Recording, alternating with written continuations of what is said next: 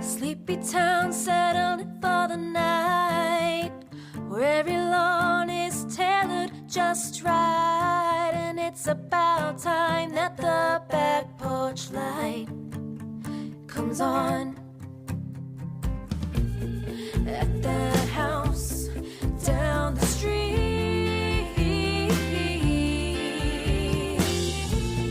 at that house on Magnolia Street. Boo. Ah! Hello. Good morning. Good morning, sunshine. I'm like, why do I feel naked? Oh, my microphone's on. Yeah, and pop screen. My pop filter. Pop, dirty pop. All right, good here. Okay. Oh, who the fuck is texting me? Baseball's canceled, so I can be picked up at the same time and then go home. Okay, sounds good. Eric. Who was your favorite Disney prince? The only one that I can remember like actually crushing on when I was like little was like Eric from The Little Mermaid, because I had that movie on constantly. Yeah. I knew I liked you. Good old seafaring man. Dark hair, light eyes, that flowing white shirt. And he likes singers. Actually, no, he doesn't. Yep. She's got no voice. He likes them quiet, Justina. He likes them quiet. He likes them seen and not heard. Ooh. Like I like my children.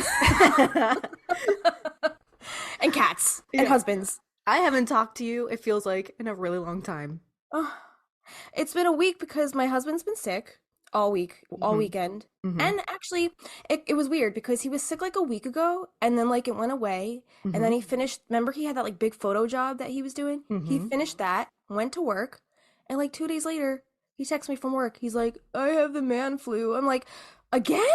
Jeez. I was like, you just had a fever. He's like, I think it's back. Oh, It came back with a vengeance. Now he's got like full-blown cough. It was like full-on flu for like all weekend, entire weekend. So How are you feeling? I'm a little drained between my mail out here and taking care of him and then work. Yeah, take your zinc and vitamin C. You're right. No, I'm just guzzling cold brew. Like, I'm like, I'll be fine. I just need some cold brew. The Carubia way. Uh-huh. I'll be fine. I just need some cold brew. That's gonna go on your tombstone. Little mug. I just need some cold brew in a Ray Dunn mug. Yeah. Right. Cute. How are you? How was your week? Oh, you have poison ivy? How the fuck did that happen? I got poison on my hands because we went and acquired some wax myrtles from the woods. Yeah. And planted them in our yard because they're evergreen. They're not like a pine tree. They're a different kind of tree. Okay. But I must have gotten into it somehow. This is the earliest. This is a new record. We're in December still, and I got poison ivy. That is like, well, I would think it's like late in the season. Like I think like most of it probably would have died off by now. It's winter almost. Oh no. Oh no. I'll find it. All right. Well, you found it. I've never had poison ivy, but good. I've had pretty close calls because we have it growing along the side of our driveway. But Avi got it really bad like a couple years ago. He was just doing regular weeding, and I guess he just pulled it out with his bare hands and didn't realize it was poison ivy. He didn't know what it was when it happened, so he got it pretty bad. But dude, that's the worst. Like having it between your fingers is like the most infuriating, painful thing in the world. But I have it real good on my thumb and a little on my wrist. How long does that itch for? How long does it last? Like 2 weeks. Oh my God, that's a long time to be miserable. Tell me about it.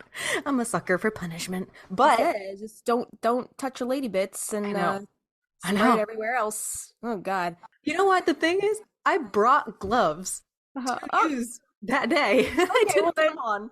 Well, then you're an asshole. I know. You dumb. That sucks. I'm sorry. Cool. That's all right. That's okay. I'm going to say what Molly says. I hate that for you. I hate that for you. Slay, queen. Oh my God. I can't take how the kids are talking these days. It's just, it enrages me. But then I find myself talking like that too, so. We've let a couple slip on the podcast, like dope lit fam. But we used to have like, what's up? You know, those guys. You know Remember what I that? did say the other day? I was in Michael's and Molly was with me because she had a half day. So I was just like taking her around on all my errands and I was looking for those rhinestones, those green rhinestones for my project. Yeah. And they only had like the super mega pack of like every single color rhinestone for like $22. Yeah. And I like saw it and I was like, actually, this is pretty clutch. Like, do you remember Clutch. Clutch? Yeah. Clutch back in the day? Yeah. She's like, did you just say Clutch? And I'm just like, why? What's wrong with Clutch? Yeah. She's like, nothing. You just sound like my brother. I was like, oh, your brother says Clutch? I thought you were gonna call me old for saying Clutch. He's Oh. like, yeah, Eric says that. Eric says Clutch. I was like, well, guess what? My generation invented Clutch. So Do you remember when the kids are saying Gucci? That's Gucci. yeah, Oh my God. yeah. I remember Gucci. Yeah, they say that these days. I'm just like, what? I don't understand. But I think I'm keeping up pretty well. Like I know what no cap means. Yeah. Uh, Sus. sus. Yeah, and no cap. That's so sus. There's a few more, but I'm blanking right now. You're doing really well heading into your next 40s? Yeah, into your 40s. Yeah, I think I'm doing okay. But like, because they keep me young, I hang out with Eric and Molly all the time. So I think I would have passed away from embarrassment if my mom at 40 was saying the slang we were saying. I know. Well, yeah. Sometimes when I say Molly, I could just see her like dying inside. So I'm like, maybe I should not say these words. Well, hey, Witch, hey. Hey, Witch, hey. Welcome to Magnolia Street Podcast. We're the one and only Practical Magic Fandom podcast, musically inspired.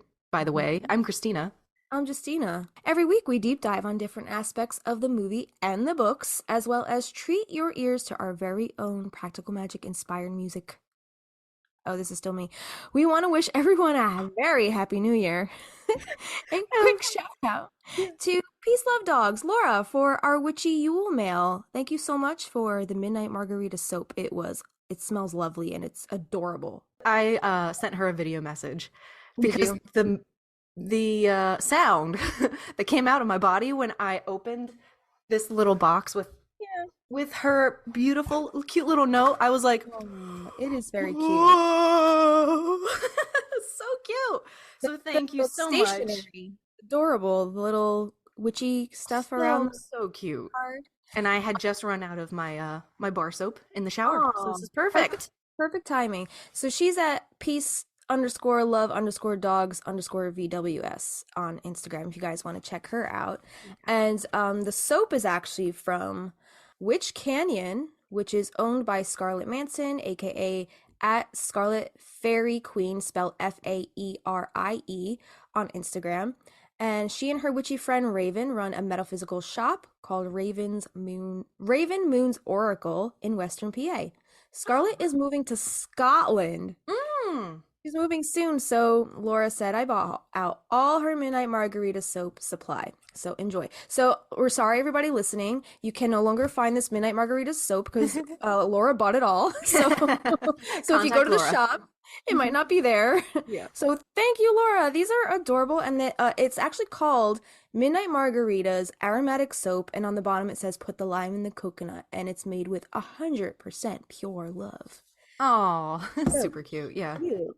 So some of the ingredients in this is saponified oils of coconut, olive, and castor, shea butter, fragrance, lime essential oil, kaolin clay, sodium lactate, and sea salts. And yeah, they're made in very small batches in Dubois, PA.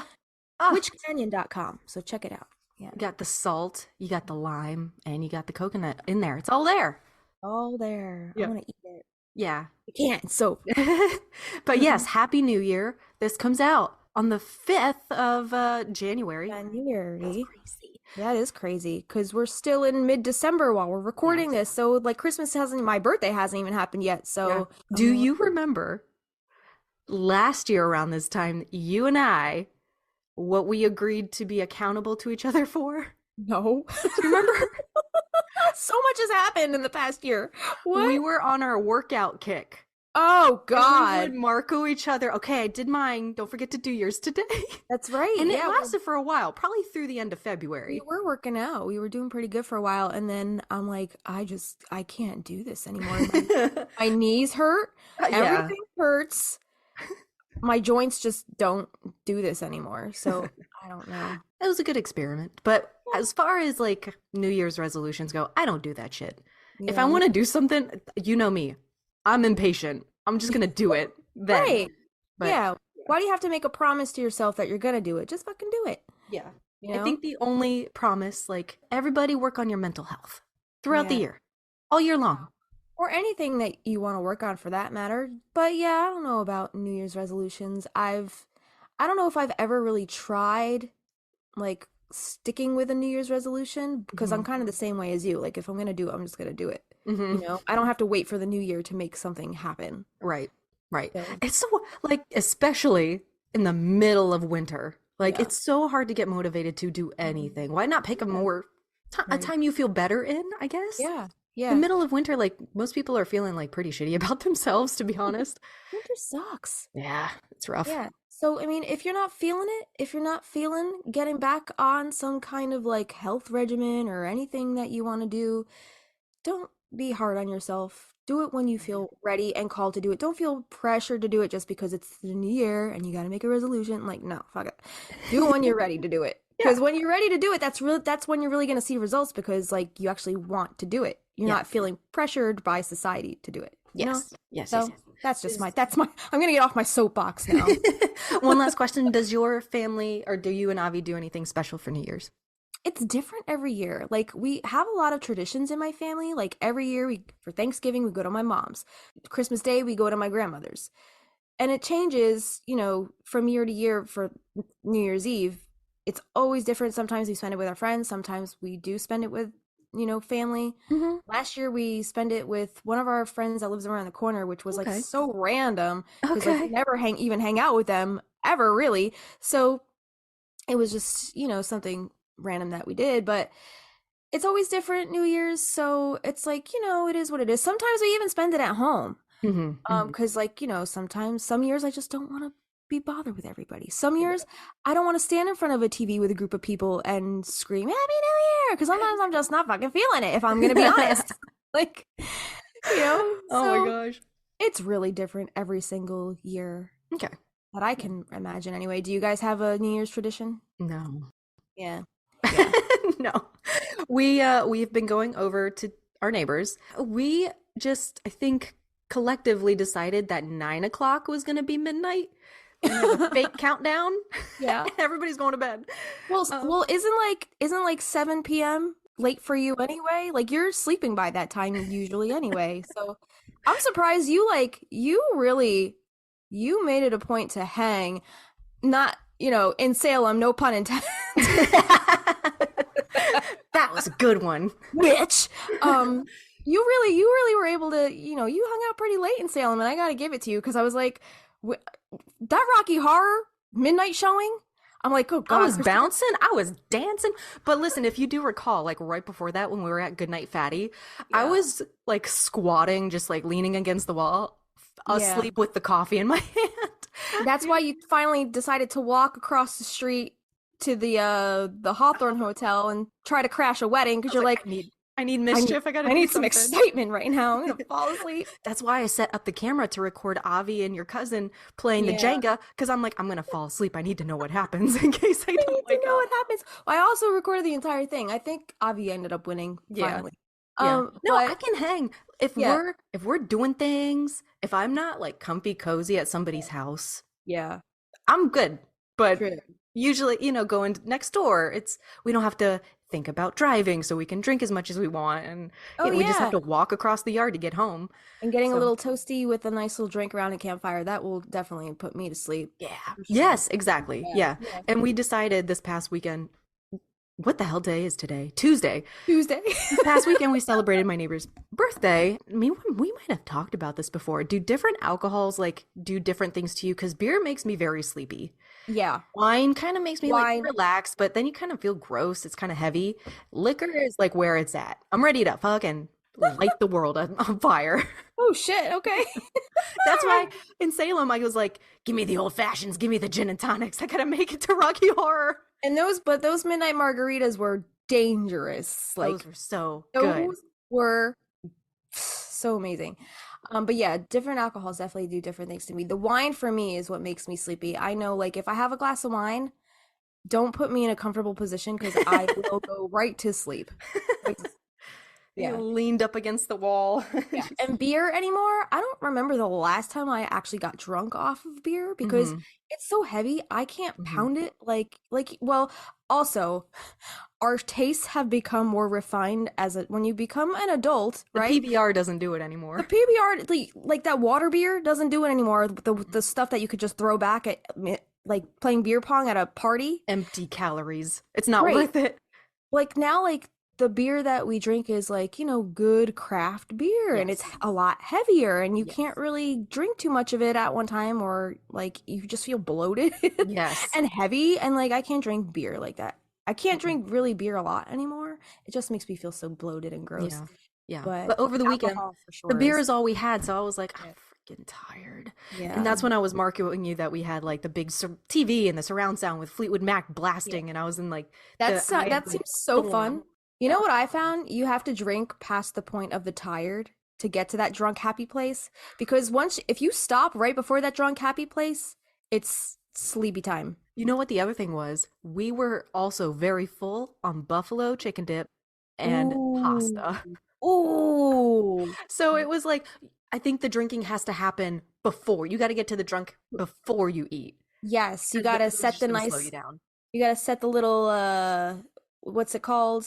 A base, like a nice little drinking base before so then you don't get too drunk too fast because that can also be bad news. We're not talking about drinking today though. I was just curious because it's just wild that we've already gone through and we're now in 2024. Yeah, feels good. You know what I did look at the notes last night. I added some things here and there, but you know what I didn't add? Holiday cocktails, because rosemary, people use it in cocktails all the time.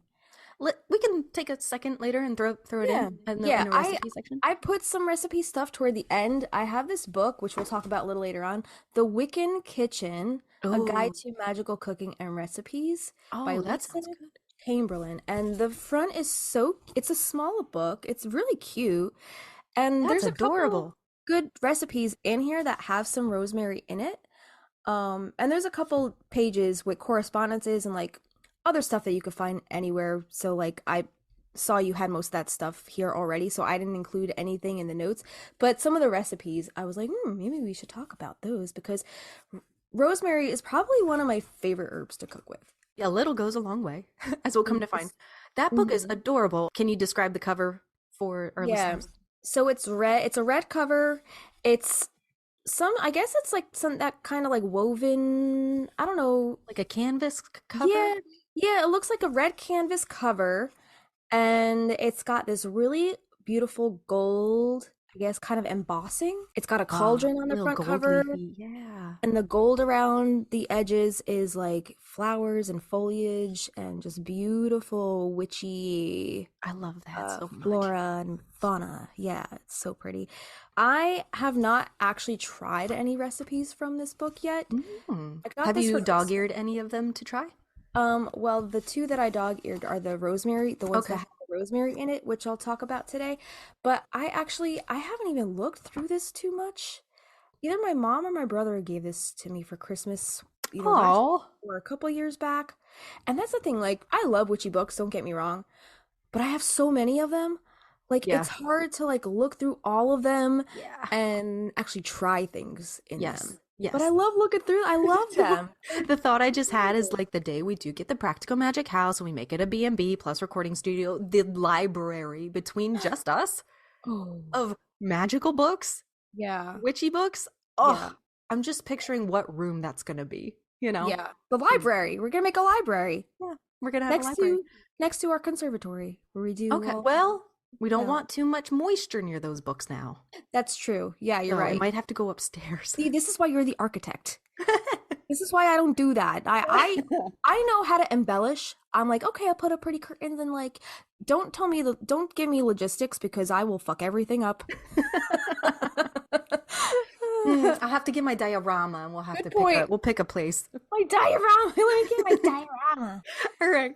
Yes. So today we are talking about that staple and absolutely must have in any garden, whether it's like culinary or witchcraft focused or just for its beautiful presence and to please the bees and the fae. We're talking about rosemary. So always keep rosemary by your garden gate. If rosemary grows wild outside a home, it means a powerful woman lives inside. And rosemary is to the spirit what lavender is to the soul. Did you write that? I did not write that. Where did you find that? That's beautiful.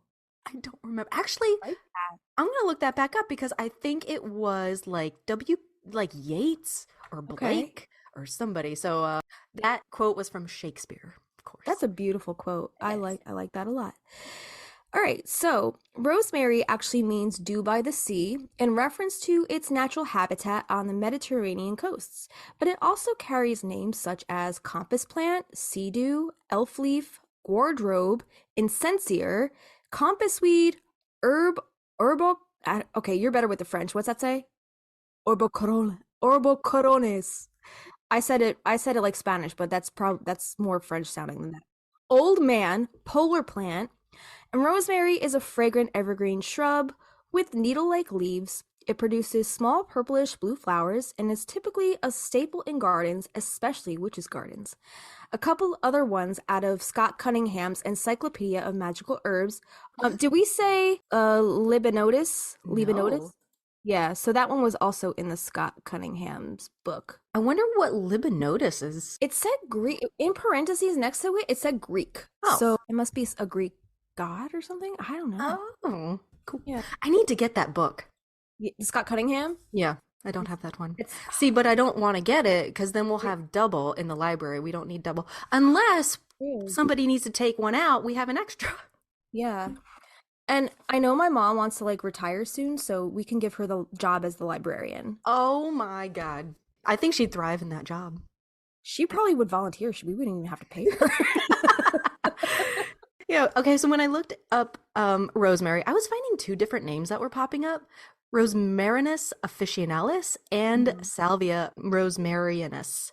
So I did a little digging and discovered that rosemary and salvias have been considered separate since the plant's name game started in 1753. So folks decided to keep rosemary and salvia as separate plant personalities, even though their stamens seem to be twinning. Oh, okay. But then modern science kicked in and DNA analysis kind of threw a curveball into the naming game. Okay. John David, the RHS's head of horticulture and taxonomy, said that gardeners would be surprised to learn that rosemary is so closely related to Salvia officinalis, or culinary sage.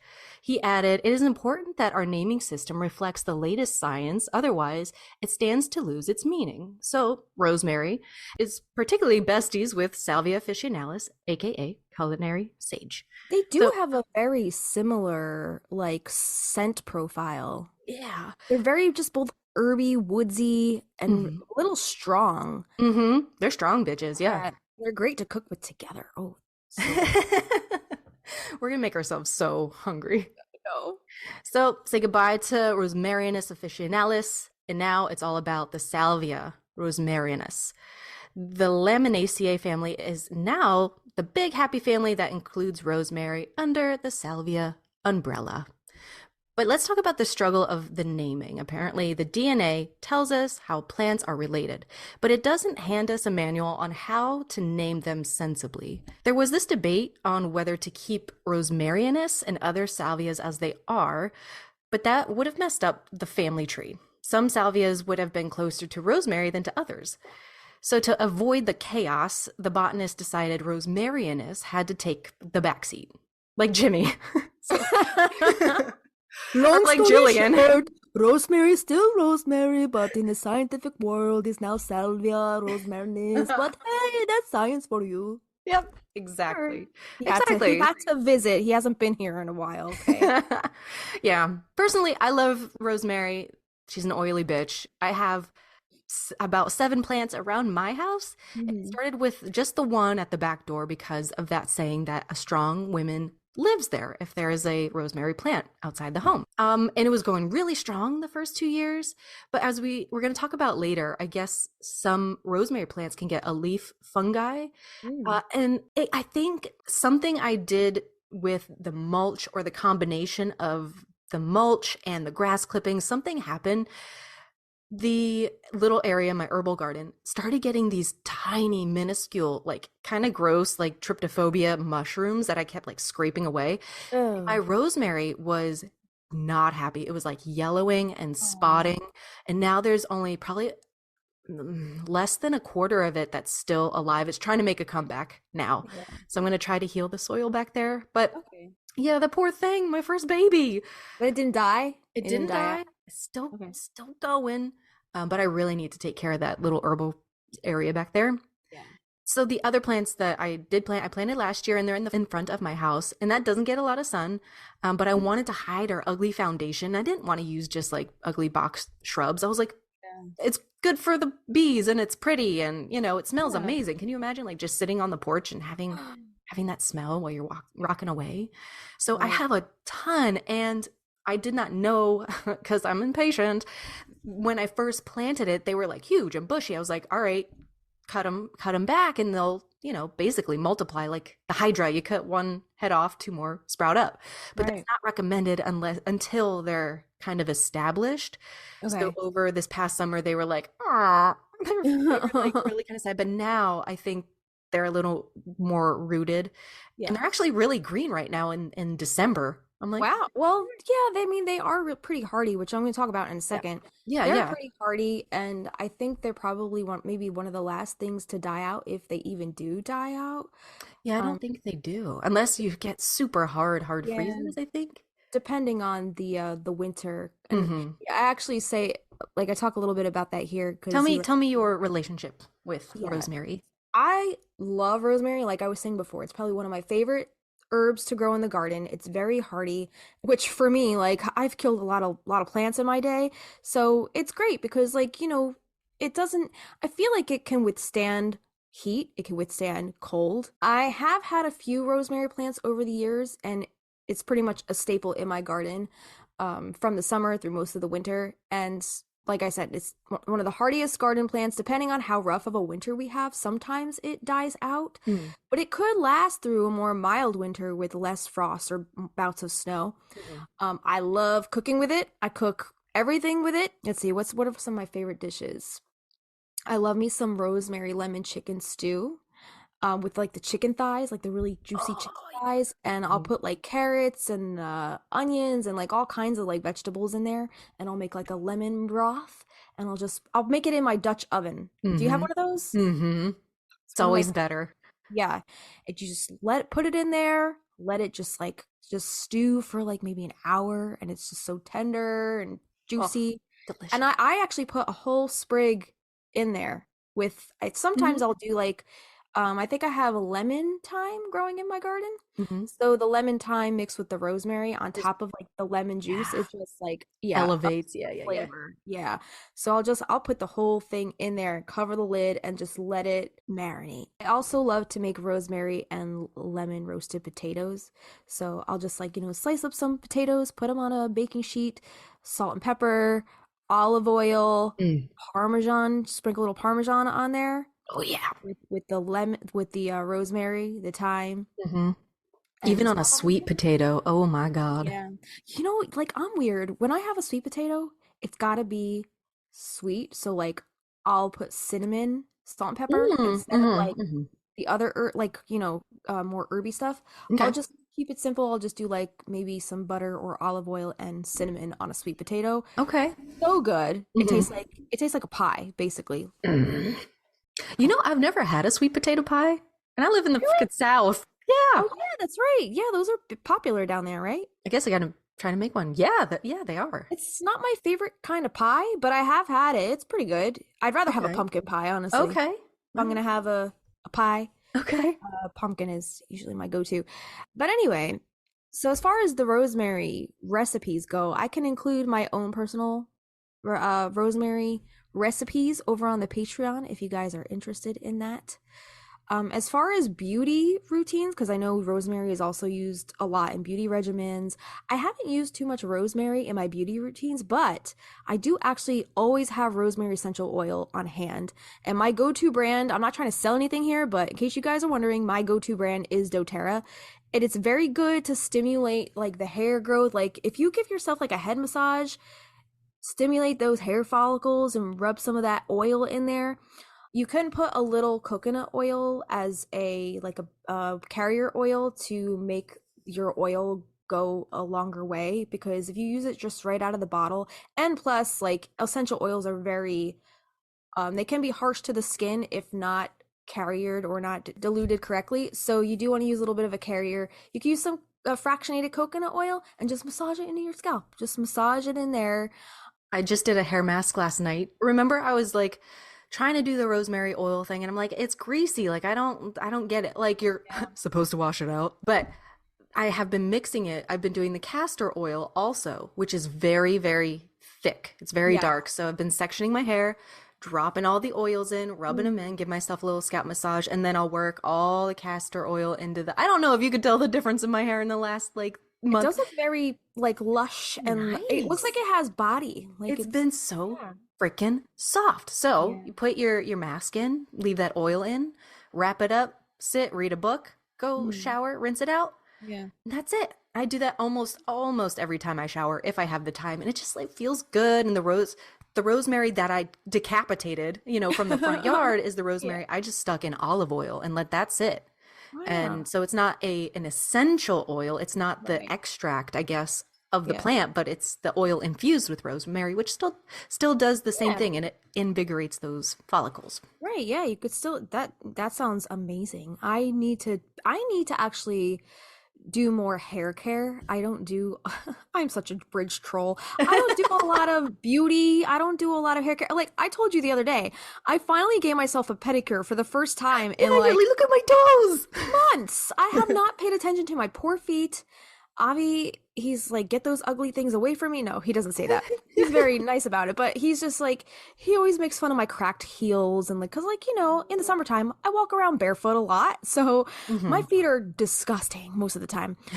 But I do try to like, go for a pedicure every now and then. My birthday's coming up, so I'm actually going to probably be treating myself to like an actual pedicure.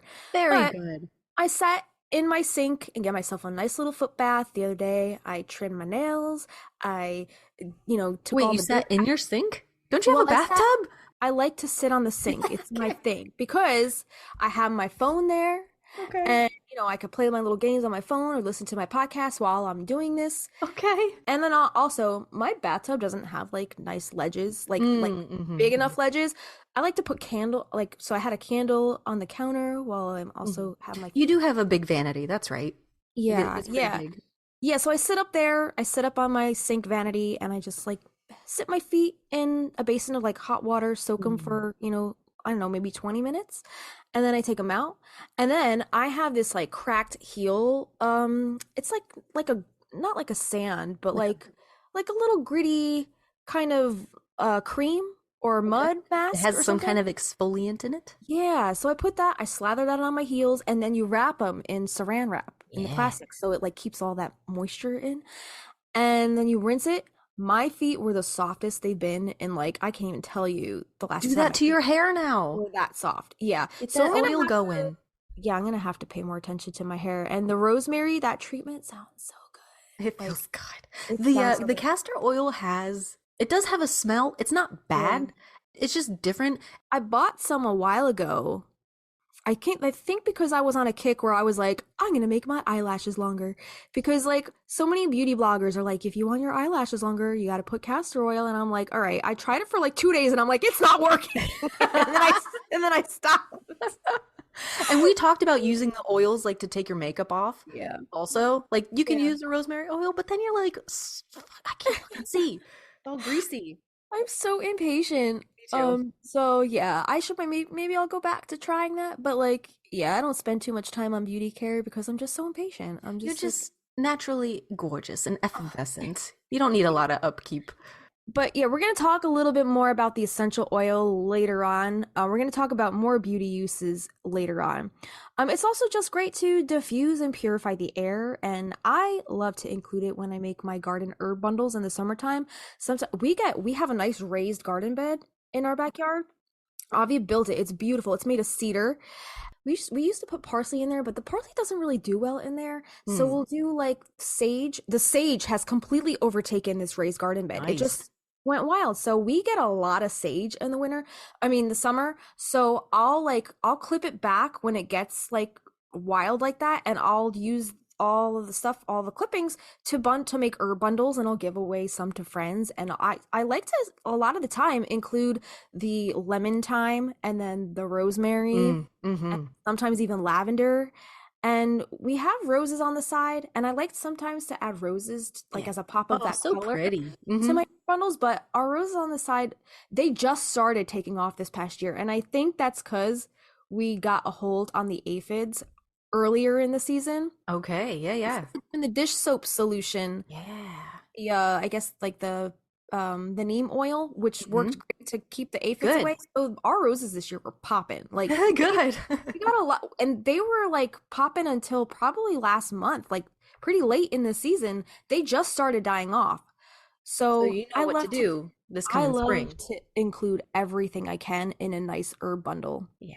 So yeah. Cool. Very nice. Yeah. So let's talk about Rosemary in the movies now, and I guess the books, right? Because Rosemary has a big place in the practical magic world. I don't think we can see much Rosemary within the movie, but I think we can infer that they have some in the greenhouse for sure.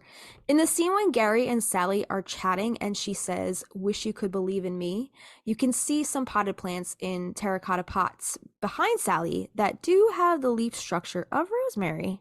Yeah, give me your opinion because we have this screenshot up in front of us. It could, I mean, rosemary and lavender do Uh-huh. have very similar structures, I Yes. would say. Yeah. We can only speculate as to what they have in that greenhouse. Right. Their garden outside looks more like a culinary garden, which they could definitely have rosemary in, but it looks like big things like fucking rhubarb and lettuce and onion and Right. all that stuff. All the root Um, vegetables. yeah, but I tried to pull where I thought rosemary popped in throughout the movie and include those pictures here. Awesome. Yeah, that does kind of look like rosemary. I'm looking at that. And then like the one right next to her head, to the Mm-hmm. left of her head, that definitely looks like lavender. You have like Mm-hmm. the wispy kind of fronds, and then maybe it looks like one of those little lavender buds kind Mm-hmm. of shooting off the top. But the one to the far left of that looks like it could be rosemary. In the white, like the whiter Yeah, pots. yeah, Yeah. in the white Yeah. pot. Yeah, Yeah. definitely. And yeah, they definitely go hand in hand. The rosemary and the lavender. I have them usually growing next to each other in my Mm-hmm. garden. I would plant my rosemary next to a garden gate if I had one. I don't have a garden gate, so I put mine on. Remember last summer I was telling you I built that the plant shelf that I got from Amazon. It's weather treated, so it's been outside. But we'll see if it survives the winter. If not, it was only $30. I can just replace it. I would just have to build it again, which was kind of a pain in the ass. This is the same scene, but a different angle of, I guess, the plants. So when we get the wide shot of Gary saying, "Ms. Owens, are you hiding James Angelov?" One of the potted plants over the sink has a rosemary texture. It could be lavender as well, though. Is this the same? Because it's in I the think it's the pot. same I think it's background. yeah, Yeah. it's the same pot. It's just a different angle, so we could see Uh-huh. the full scope of the scene. But overall, most of the plants in that greenhouse are very soft. They all have very gentle edges for the most part, and this could be the same shelf. Yeah, I think this is the same shelf as the last screenshot Yeah, for sure. but if you want to speculate, if we want to take a little closer look, like the all those really beautiful greens behind Gary when he's standing saying, "Ms. Yeah. Owens, did you?" They're Uh-huh. all they look like little succulents. They look like Yeah. little indoor plants, maybe some carnivorous plants, but none of them look like rosemary to me behind him. No, I definitely don't see anything that looks like rosemary, but I do see. Do you see like there's like a white little bud on the bottom, but then like Mhm. right above that, it looks like it could either be scallions or like maybe tulip fronds or something. They're like Yeah. they're What are those? straight green I shoots. see those. Yeah, Yeah. right? I don't know what those are, but yeah, there's definitely like a cool variety of greenery going on here, Ugh, but Stunning. The only thing that I see that couldn't resemble rosemary is that one in that white pot that you have circled here.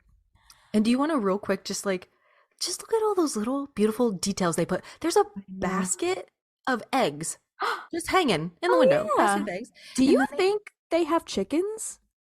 What if those are doves' eggs? That's how they're getting their dove supply. They just keep multiplying them. And they also have like a really Breeding beautiful lineup of candles, like hand-dipped candles. I think that's stunning. Yeah. It kind of makes me a little nervous that they have all of this glassware just in the middle of the room on this table. Mm-hmm.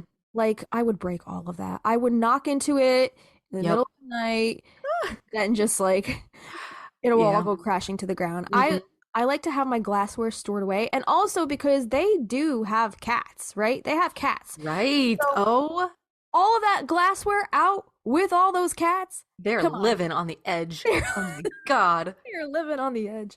God yeah, damn. Man, I can't have any glassware just like hanging out like that. So, going back to these photos, the next scene that we're going to talk about is the breakfast scene. When Gary comes over for breakfast. So they're sitting down to breakfast with Gary, and there is actually a shrubby plant just at the bottom of the back stairs that you could see right behind Jillian's back, right? However, the mixture of plants there is so dense that it's hard to say for sure, but that does look like it could be rosemary. Right. And if we're going off like rosemary grows outside the home of a powerful woman, you know, you would think maybe they would put that there. Right. You know what I never noticed? What? Maria's cabin's right fucking there. I know. I had no either until this shot. I never noticed that before. Because we always see it like reversed from the opposite side.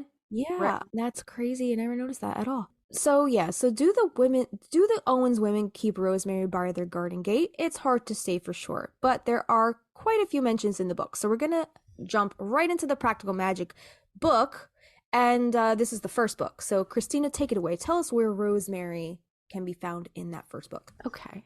There are not actually too many in this first one. I think it's, again, the more books Alice wrote, the more witchy shit she tended to add. Right. So on page 21-22, it says, now Sally found herself hoping it would keep away evil spirits as well, because that's what the drugstore girl looked like. That's what she seemed to be as she flew at them. In that garden where the lavender and rosemary and Spanish garlic already grew in abundance, while most of their neighbors' yards remained muddy and bare. Page 39. They mixed rosemary into Michael's breakfast cereal, lavender into his nightly cup of tea. Still, they heard the beetle in the dining room. That sounds horrible. Rosemary and cereal? Yeah. I mean, rosemary sounds amazing in a lot of things, but cereal would not be the first thing I'm putting rosemary in, whether I want to keep bad energy away or not. Like, yeah. I wonder if it's good in like porridge or oatmeal? Maybe. No, I don't know. Bowl of Cheerios, bowl of Cinnamon Toast Crunch? I don't know about that. Page 132. Kylie has begun to set dishes of salt on the windowsills. She sprinkles rosemary outside all the doors. Still, he manages to get into the house when everyone's asleep. I think this is referring to Jimmy? Jimmy's ghost? Yeah. There's something interesting. I don't know if we talk about this later on, but rosemary was actually used in exorcisms. Oh, I don't think I put enough of that in there. Okay. 245, but her hair never grew long again. It wouldn't reach past her shoulders. Jillian washed it with rosemary, with violets and rose petals, and even ginseng tea. None of it did any good. There's the hair care that we were talking about. Yeah. Page 279, cabbages are growing there, although some of them will be plucked from the rows this morning and cooked with bouillon.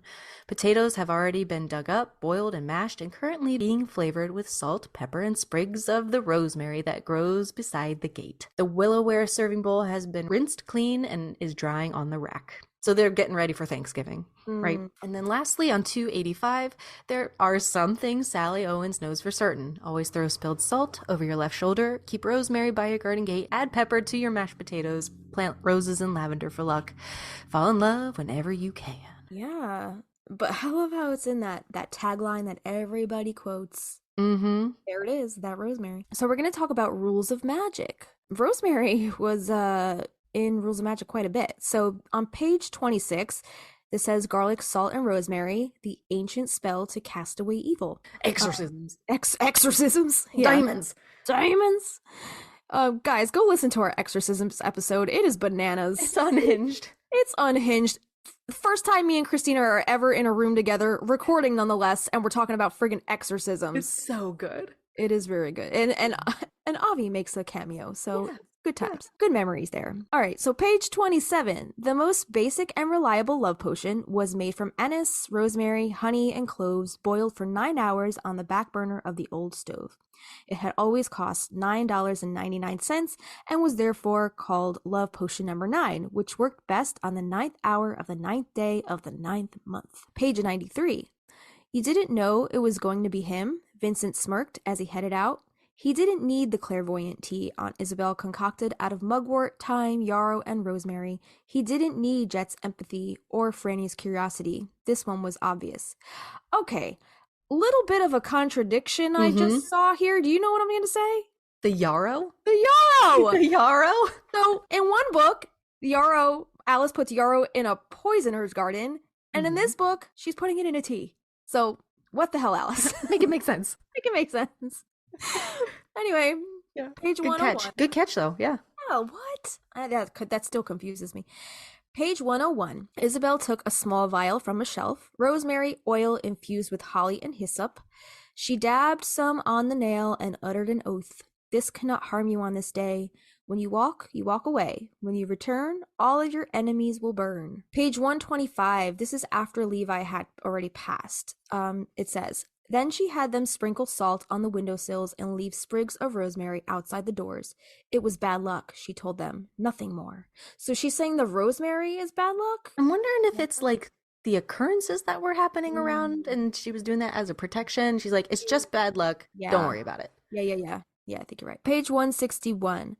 For those who wish to gain willpower and say no to a lover who would bring only heartbreak, there was a cure of rosemary and lavender oil.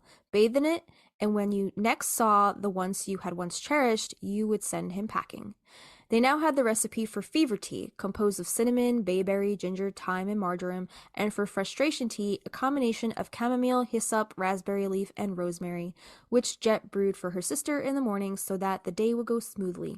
Aunt Isabel refused to hand over the formula for courage tea. That, she said, was one recipe you had to discover for yourself. Page 175. Franny threw up her hands, preferring the drudgery of cleaning the storeroom, but Jet found she enjoyed dispensing cures and was happy to offer the girls the most basic potion: rosemary leaves, anise seeds, honey, and red wine. Do you think that's all mixed together? Probably, maybe. If she's mixing that with red wine and anise and honey, that sounds kind of like wassail? Oh, maybe. Because I'd be down to try that. Spiced wine, like a mulled wine. Do you have anise? I do. Yeah. I'm not growing it, but I have it in my cupboard. Yeah. I like to have some on hand. It's not my favorite flavor profile, but I do love including it in spellwork because the pods are like tiny little stars, and they're stars of magic. Freaking witchy to me. Yeah, and the seeds are great to put in like a little charm bag for good luck or protection. I love including anise in little charm bag magic and poppet magic. You could put one in a little poppet and sew it into that. But as far as cooking, I don't do too much cooking with anise, but I do love putting it in like a potpourri or like a simmer pot. Yes. It's really good with stuff like that. I'd just be curious if you would try this with me at some point. Oh, yeah, for sure. I would definitely try it. Yeah, definitely. Anise, isn't that what they make absinthe? It's like an anisey kind of taste, like a liquor. Yeah, it's like, licorice taste. Yeah, I would try it for sure. So page 191. He'd had so many admirers and he never cared about a single one. I think this is the Vincent, right? He laughed, understanding his sister's response. This is different, kiddo. You don't sound like yourself. Franny was already looking for a canister of salt and some fresh rosemary to dispel whatever afflicted him. I am myself, Vincent told her. Page 250. Jet had packed her lunch, a tomato sandwich and a green apple, and a thermos of Travel Well tea, composed of orange peel, black tea, mint, and rosemary. That sounds good. That sounds really tasty. Page 318. Talking about Jet, says she put in lemon thyme, lemon balm, lemon verbena, foxgloves, and zinnias, making sure to plant rosemary and lavender by the back door where it had grown when Isabel was there. I love lemon thyme. It's my favorite thyme. And lemon balm, lemon verbena. Those lemon herbs.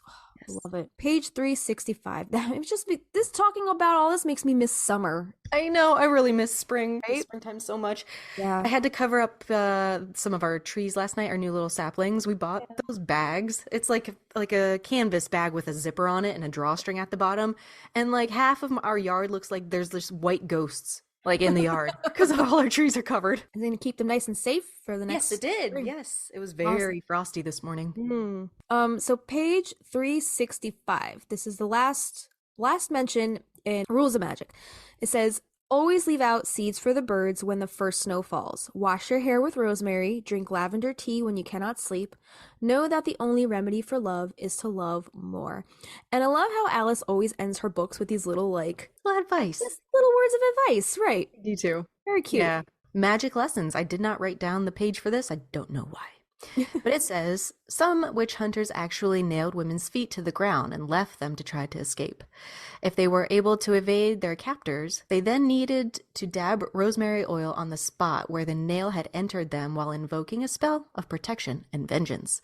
This cannot harm you on this day. When you walk away. When you return, all your enemies will burn. Okay, so we're reusing a little bit from Rules of Magic here. And then on page 12, she has a little list of practical materials. Candles, essential oil, lavender for calming, sage to purify, rosemary for remembrance, rose for love, salt, garlic, stones, thread, talismans for fortune, love, luck, and good health. Page 24. She made her own black soap every March, enough to last the year long, burning wood from rowans and hazelwoods for the ashes that would form her lye, using licorice-infused oil, honey, and clove, adding dried lavender for luck and rosemary for remembrance. And we're going to talk about the rosemary and the mind later in the memory. Yeah. So remember when we were talking to Laura and she was telling us how she harvests her rowan for her lye? Yep. She's sticking to the plan. Yeah. Page 68. Maria never revealed how she knew to take the laundry just before the rain began to fall, or how she managed to chase the rats from the garden with a bit of white powder, or why she left garlic, salt, and rosemary outside their chamber door to protect those inside from ill will. Still others came for a remedy of garlic, salt, and rosemary, the most ancient spell to cast away evil, again, reusing that. Many wanted Maria's teas concocted late at night by the lantern light. Fever tea was composed of bayberry, ginger, cinnamon, thyme, and marjoram. Frustration tea was made of chamomile, hyssop, raspberry leaf, and rosemary. Courage tea was the great favorite, Hannah's old recipe, and pots of it were served day after day. Dude, if you're a tea lover, this book is for you. There are so many tea little recipes in this book that I actually kind of want to try that. Yeah. I wonder if Alice did try some of these together. Some of them might not taste good, you know? Right. Yes, it wasn't it Avi? I had sent Avi this really pretty cocktail. And I think you guys tried to make it. And he was like, it doesn't taste good. And I told him, I was like, I think some of the comments were like, this kind of tastes gross. It's very pretty, but it doesn't taste good. I know what it was. Was it like the caramel with the apple cider it was like an apple cider cocktail? Yeah, I think so. Yeah, I think it was like apple cider with caramel something or other. Yeah, it's so pretty. The Instagram is aesthetically gorgeous, but I guess the recipes don't always taste very good. I can only remember one drink that he made for me that I was like, this isn't that good. And it was probably that one. It was probably that. I don't remember what it was, but I think it might have been what you're talking about. Okay. Yeah. Page 217. There was a yard in which to grow herbs, including tall, plumy sage and aromatic rosemary, along with feverfew and wormwood. Wormwood! and currant bushes whose young leaves made a fragrant mixture when lemon zest and rosemary were added for Maria's travel well tea that helped to prevent scurvy. He's the guy that can get you things. Get you stuff. I feel like it's just the citrus, maybe, that's helping with the scurvy, but yeah, probably vitamin C. I don't know. 245 clairvoyant tea concocted from mugwort. No, it's mugwort spice, right? Mugwort spice and rosemary and anise, which help the drinker see beyond the curtain of the here and now. 295 for love to last, one must wear an amulet with apple seeds. Check out our Apple episode, season 1. Rosemary and lavender oil would give a person willpower, and to break a simple hex, one must use salt, coconut oil, lavender, lemon juice, and lemon verbena. 307. This is another little list. It says cures for common illness, linden root and yarrow for a racing heart. Again, the yarrow. Oatmeal and almond meal for clearing one's face, rosemary oil for the hair, or a tonic of lemon and rosemary, lavender for sleeplessness, ginger root for diarrhea, mamma mia papapia, baby's got the diarrhea. Cabbage leaf poultice for wheezing. There was another mention exactly the same of love potion number 9 here that came next. And then lastly on 342, Maria rubbed rosemary infused oil over Anike's aching bones before spooning tawa tawa tea between her parched lips. The poor child had been speaking to herself in a fever. She wished to be put out of her misery and no longer had the will to live. So sad. I'm wondering if she just needed an exorcism. She was taken by demons. Diamonds. All right, so the last book we have here is Book of Magick, and there is another mention of love potion number 9. So is that this? That's not this mention, right? Page 15? No, I just wanted to plug that in instead of copying and pasting the same thing over and over. Got it. All right, so yeah, rosemary is, I guess, an ingredient in that love potion number 9, which we talked about in the previous books. So page 15, this says, although she looked far younger than her age, likely due to the miraculous black soap the Owenses had concocted from a family recipe since the 1600s, when it had been useful in treating those infected with the plague in a time when simply washing one's hands made a world of a difference with ingredients that were disinfectants, including rosemary, lavender, and mint. And then on page 122, it says, it was the proprietor who greeted them at this hour of the night, and he quickly supplied the ingredients Vincent asked for: rosemary for remembrance, elm to connect with the inner voice, red chestnut for guidance, walnut to free them from shadows and trauma, mandrake to open the door to the other side. All these were burned in a brass dish, a block of wax held over the heat and softened into human shape. Would you burn mandrake? I don't know, because that's like a baneful herb, right? Yeah. Oh, no, we're going to have a baneful herb episode here shortly, so I guess we'll find out. I would love to do a mandrake episode. Yeah. We just watched, was it the first Harry Potter? Where the mandrake, or was it the second? I don't remember which one it was. But the mandrake roots in Harry Potter, my ears, but they are so cute looking. They are cute. Aren't they the cutest? I actually did a drawing of a mandrake a couple years ago for my Patreon. There's a video of me drawing the mandrake on my YouTube channel. All right, so page 316, rosemary, lavender, basil, mint, and woodbine for purification, garlic, ginger, golden seal, clove, all antibacterial elements, along with an elixir of honey and boiled nettle. So page 335, after the red rain. Oh, it says, Margaret was sitting with her now, talking about Kylie, with a steam vaporizer filled with rosemary and lemon water to help her breathe. So according to Alice, rosemary is good for, and I guess this is the scope of all of her books, like what they've used it for over the course of all 4 books. Yeah, I went through them like, she uses this shit for everything. Let's see what this is good for. Yeah, I mean, rosemary is very hardy, very versatile. It is great for a lot of different things. So these are just some of the reasons or uses that Alice uses it in her book. Protection, purification, remembrance, disinfectant, oil for your hair, clairvoyance tea, willpower enhancing, hex breaking, preventing scurvy when combined with lemon zest, and oil for aching bones. But most of these more folk remedies are not mentioned until the later 3 books. So the key constituents, antioxidant, anti-inflammatory, all right, let's throw in a break, and when we come back, we'll dive into the history, the magic, the lore when we return, so stick around, we'll be right back. Hey little witches, the Stinas here. If you've been listening to our podcast for a while, you would know how much we love using the Practical Magic Inner Witch Oracle deck by Grounded by the Moon. And now we want to share the magic of Grounded by the Moon with you, our listeners. Joseph Benitez Egerton, the creator behind Grounded by the Moon, would like to offer this very special 10% off discount to all who wish to experience the magic of his Practical Magic themed tarot and oracle decks. But that's not all. He also creates other divination tools like tarot workbooks, deck bags and altar cloths, pendulum kits, oil blends, cleansing sprays, smoke wands, teas, and ritual kits. And let's not forget about his custom handcrafted all-natural soy candles, where every candle is hand-poured and personally infused and charged under the light of the moon. They even come with a crystal. And did we mention all of the ingredients in the candles are ethically sourced? All of Joseph's offerings are just so magical. So go visit groundedbythemoon.com and use the coupon code Magnolia Magick for 10% off your entire order at checkout. That's MAGNOLIA MAGIC. So get your discount today.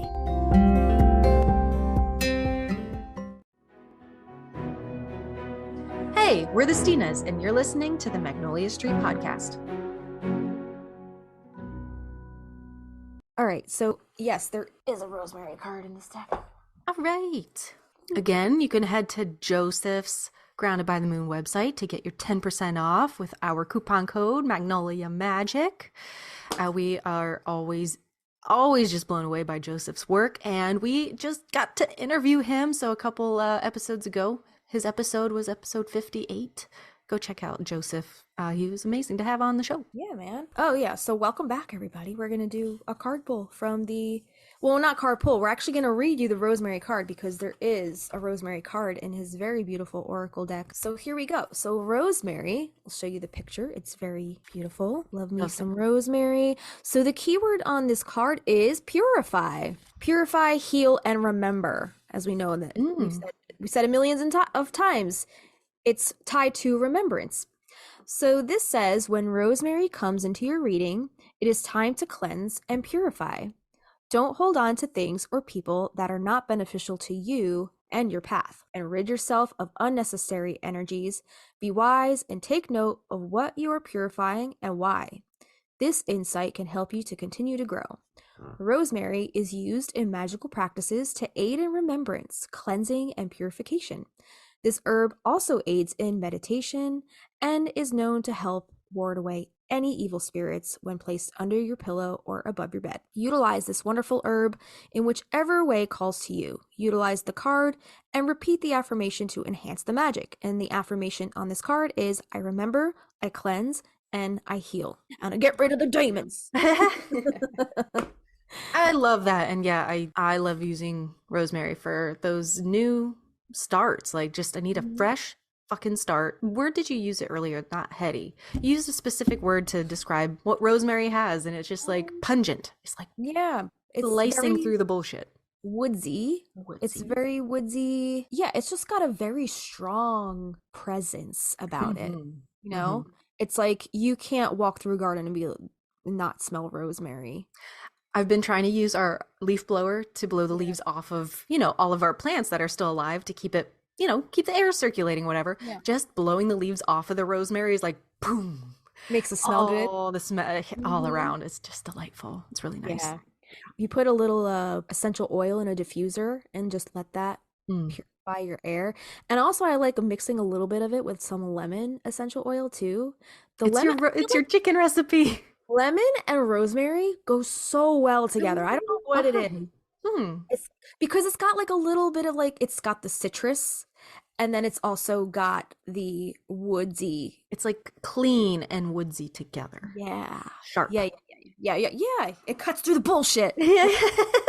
Rosemary cuts through the bullshit. T-shirt, go, do it. Make it happen, Kristina. All right. Cool. All right. Okay. So the first mention of rosemary is found on cuneiform stone tablets as early as 5000 BCE, after which Egyptians used it for embalming corpses starting in around 3500 BCE. There's no further mention of rosemary until the ancient Greeks and Romans.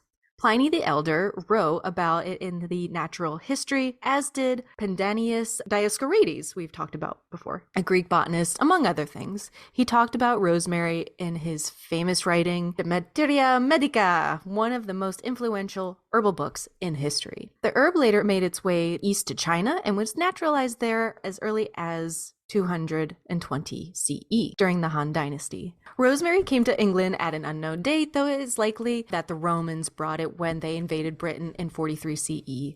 Even so, there are no viable records containing rosemary in Britain until the 8th century CE. This mention was documented in a document which later was credited to Charlemagne, who promoted the general use of the herb and ordered rosemary specifically to be grown in monastic gardens and farms. So like a monastery? Mm-hmm. Yeah, it must have been like that special thing, like only the holy men can take care of it. Is that why it was used for exorcisms? Because they had so much um access to it, I guess. Maybe it didn't even work. It was just they just had too much. They had to thin it out. They had to get rid of the rosemary, so they're like, we'll just might as well just use it for shit. Yeah. Exorcisms. Sure. Yeah. The eau de cologne that Napoleon Bonaparte used was made with rosemary. The herb was also the subject of many poems and was mentioned in 5 of Shakespeare's plays. Interesting. I wonder which 5 plays of his is mentioned in. You want to look that up while I read? I'd be interested too. Yeah. Yeah. There are no records of rosemary being properly naturalized in Britain until 1338, when cuttings were sent to Queen Philippa by her mother, Countess Joan of Hainault. It included a letter that described the virtues of rosemary and other herbs that accompanied the gift. The original manuscript can be found at the British Museum. The gift was then planted in the garden of the old Palace of Westminster. Since then, rosemary can be found in most English herbal texts and is widely used for medicinal and culinary purposes. Hungry water, which dates... What is hungry water? I don't know. Hang on a second. Yeah, I'm still looking up rosemary in Shakespeare's plays. Okay. Hungry water, sometimes called the Queen of Hungry Water, or de la Reine d'Henri. Spirits of rosemary was once the first alcohol-based perfume in Europe, primarily made of rosemary. There we go. Which dates to the 14th century. Well, fucking here it is. It was one of the first alcohol-based perfumes in Europe and was primarily made from the distilled rosemary. Rosemary, along with holly, ivy, was commonly used for Christmas decorations in the 17th century. Rosemary finally arrived in the Americas with the early European settlers at the beginning of the 17th century and was soon spread to South America and distributed globally. I was looking up into the Shakespeare thing. So on rosenbach.org, it says at Shakespeare's funeral, there may have been mourners who carried wreaths of rosemary, the herb that begins Ophelia's famous speech in Act 4 of Hamlet. There's rosemary, that's for remembrance. Pray you, love, remember. There's fennel for you and columbines. There's rue for you, and here's some for me. We may call it herb of grace, O Sundays. Oh, you must wear your rue with a difference. There's a daisy, I would give you some violets, but they withered all when my father died. I guess that's from Act 4 of Hamlet. But then it's also saying, I think it was also used in Romeo and Juliet. I can't find the other plays. I'm going to look into this further, but the one that pops up right away is Ophelia's speech in Hamlet. And there's a whole website dedicated, I guess, to rosemary used in Hamlet and how like it's associated with Ophelia. Do you want to just copy and paste that in at the bottom so we can talk about that? That would be cool. Yeah, sure. I'll pop it in here. And so the hardiness, most in USDA zone 8, but some varieties hardy into zone 7 and 6. Don't ask me what zones are where. I'm in zone 7. I might be zone 4. Okay. Don't ask me. I don't remember. Rosemary prefers a neutral to alkaline soil. So alkaline meaning not acidic. Light, it prefers full sun, but it is tolerant of light shade. It prefers moist but well drained. And it is drought resistant once it is established. Because mind you, this plant is native to the Mediterranean, where it's very sandy, very rocky soil, very dry, very hot, right? Mm-hmm. Yeah. Limited, maybe sea spray, a watering, a rain now and again. It's like a lavender. Yeah. That's why I think rosemary and lavender work so well next to each other in a garden, because they kind of like... they require the same kind of care. So pruning, it depends upon the variety. Some don't need it at all, and some need only to be thinned, and some can be routinely pruned to form thicker shrubs. Never prune hard. Routinely remove dead wood. As far as mulch, use a thin layer or an inorganic mulch, such as pea gravel. I guess pea gravel is more of like a sandy... PEA. PE gravel. Yeah, PEA, not PEE. So is it like, I guess, more like a gravel kind of, would you say? Like a bigger granule, maybe that lets it drain better? Right, because lavender, I know lavender likes a sandier soil. So yeah, Mediterranean, if you think of like a Mediterranean climate, those sandier gravel soils, not that like rich, dense soil. I think Yeah, it would that probably dark drown dirt. in that. Yeah, exactly. As far as container, plants will need routine watering and pruning, but be careful not to overwater. Fertilize lightly and routinely or use slow releasing fertilizers. Pot up when they get root bound or root pruned to control the size. They should not be kept indoors for prolonged periods. So maybe just take it in for the winter if you're Mm-hmm. concerned about it, and then put it outside as soon as the frost is done. Yeah. It likes being outside. They make wonderful topiary and bonsai specimens. Don't tell Avi because he will freaking ruin my rosemary. Poor thing. He bonsais everything. Did he bonsai his, because you both bought wisteria plants, right? He did not bonsai the wisteria. He actually planted it to get it established, and then I think he's planning on bonsai. Okay. Oh, If it dang. gets to that point, we'll see what happens with that.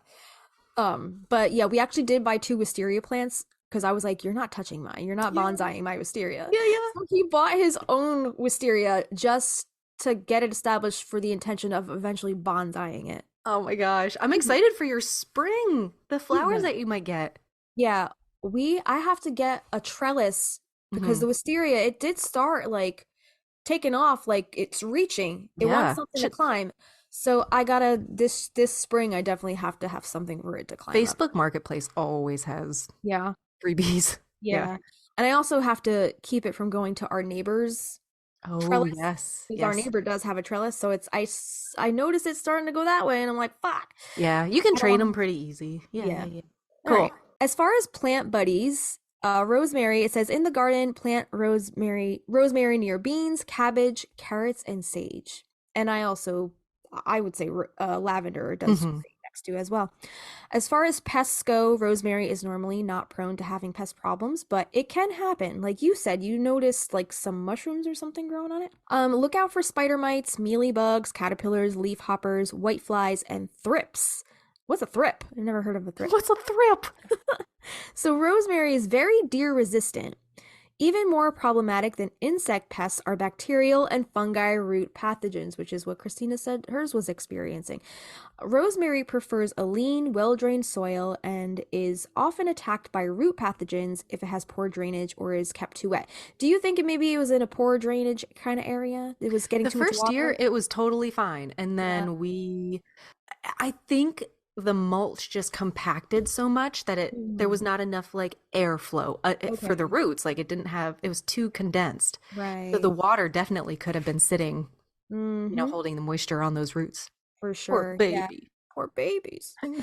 So this says if you have poor drainage, then raise the planting or grow in containers. Yeah, maybe try growing yours in a container because like we don't have ours in the ground. Mine is always in a container and it always does very well. Because it's got the drain holes in the bottom. Yeah. I think I'm gonna actually, because I've been doing the yard stuff, hence the poison ivy. I've been moving stuff around, but in that garden bed I had a ton of herbs and I was like, I don't want to have to worry about covering these up. I'm going to put them in pots for the winter. That rosemary I didn't pull up, as well as oregano and thyme. I think I'm going to pull all 3 of those up, put them in containers, put them in the greenhouse, and fix that soil. Because and diggity peas in that area too, so I'm sure that doesn't help. Yeah. Is the dog's pee acidic? I think so. Yeah, so that might be making the soil too acidy. Sure. Yeah, I think that soil is a little messed up. So I'm not gonna pull that up today. Yeah, they do have like alkalining stuff for soil. You could throw some of that in there because for my hydrangeas, the color is based off of like whether it's too. You can buy the color changing. Yeah, that's what I have for ours on the side. What color do you make yours? I love the blue ones. I love the blue ones too. I love the blue ones. Yeah. Powdery mildew, as far as the rosemary is concerned, it is a fungus, the powder mildew. It can also be a problem on some varieties if they don't get enough sun or air circulation. So are yours planted in kind of like a shady spot? The ones that have a problem are in a very sunny spot. Okay. But again, like the leaf collection at the bottom of the plant, like it just needs to be taken care of. So I'm going to do that later. Yeah. Or, maybe try it in a pot. Maybe it'll do better in a raised bed or something like that. I just have such like dreams of like the I know. culinary herbal garden right at the Yeah. bottom of my back stairs. You know what I Yeah. mean? Yep. Ugh. I But you get can't it. do that if you don't take care of the soil. Right? You Yep. gotta get that soil right. So let's talk about propagation. So rosemary can either be propagated by seed or by cuttings.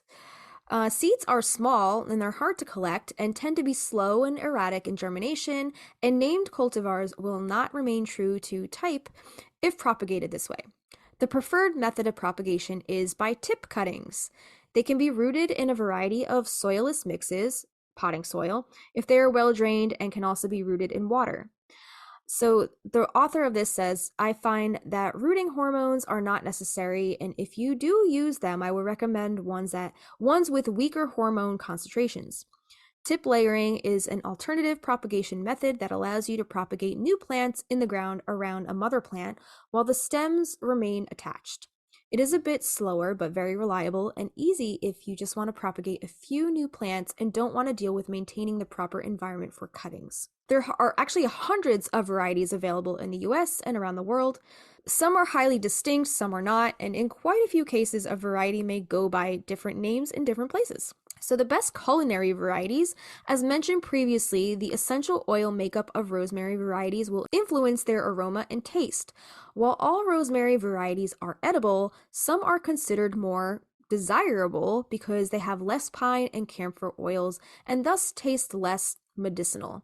These are the Arp, the Madeline Hill, aka Hill Hardy, the Tuscan Blue, the Salem, Hey. the Gorizia, and Spice Islands. I like how there's a rosemary variety called the Salem. That's awesome. Yeah. Let's talk about some of the medical stuff. So I'm going to include this little graph, this chart, color coordinated chart in our notes. I'm not going to go over it too much because it has a lot of like medical jargon that I'm not familiar with, different abbreviations for different things, but I'm just going to read from the notes directly. Yeah. This is from the Encyclopedia of Herbs. I linked it. You can buy it on Amazon. So it says rosemary is an aromatic restorative herb that relaxes spasms, relieves pain, and increases perspiration rate. It also stimulates the liver and gallbladder, improves digestion and circulation, and controls many pathogenic organisms. Rosemary is used internally for depression, apathy, nervous exhaustion, headaches, and migraines associated with nervous tension, or feeling cold, poor circulation, and digestive problems associated with anxiety. It is used externally for rheumatism, arthritis, neuralgia, muscle injuries, wounds, dandruff, scruff, and hair loss. I don't know what scruff is either.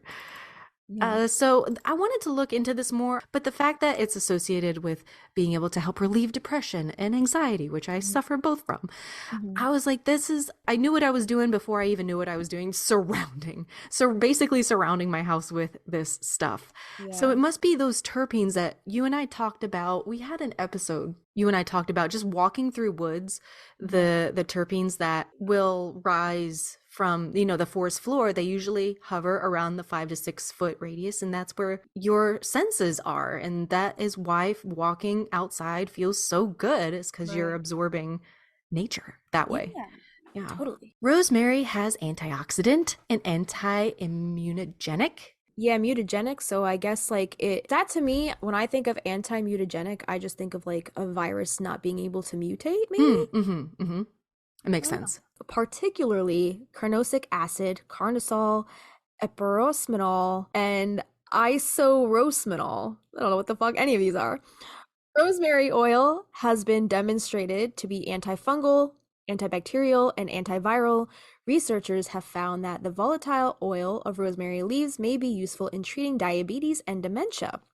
And that makes sense because dementia, if we think about what dementia is when they lose their memory. They lose, as we said before, rosemary is tied to remembrance, helping to, I guess, keep one's memory sharp. Yeah, it's like taking your ginkgo biloba, which I fucking need because now I'm turning 40 and I can't remember shit anymore. Yeah. Dude, I used to listen to a new music album that dropped and I would get those lyrics down in like a fucking week. I can't retain shit anymore. Like, I've been listening to the same Taylor Swift album for like the past 3 months, and I'm still like, what are words? What? We talked a little bit about the essential oil before, but just going back to the essential oils, rosemary contains a very large number of essential oils. It's an oily bitch, right? It's very oily, yeah. So the main oils in rosemary are alpha pinene, camphene, cineol, camphor, bornyl acetate, and borneol. Spain, France, and Morocco supply most of the extracted essential oils on today's markets. Variance in plant variety, climate, and processing can produce oils that can vary greatly from one to the other. You know, that's a good point. Like, I know doTERRA, they're very keen on harvesting all the plants and resources for their oils sustainably, and they also employ people native to the region that they're harvesting from, and they pay their farmers well.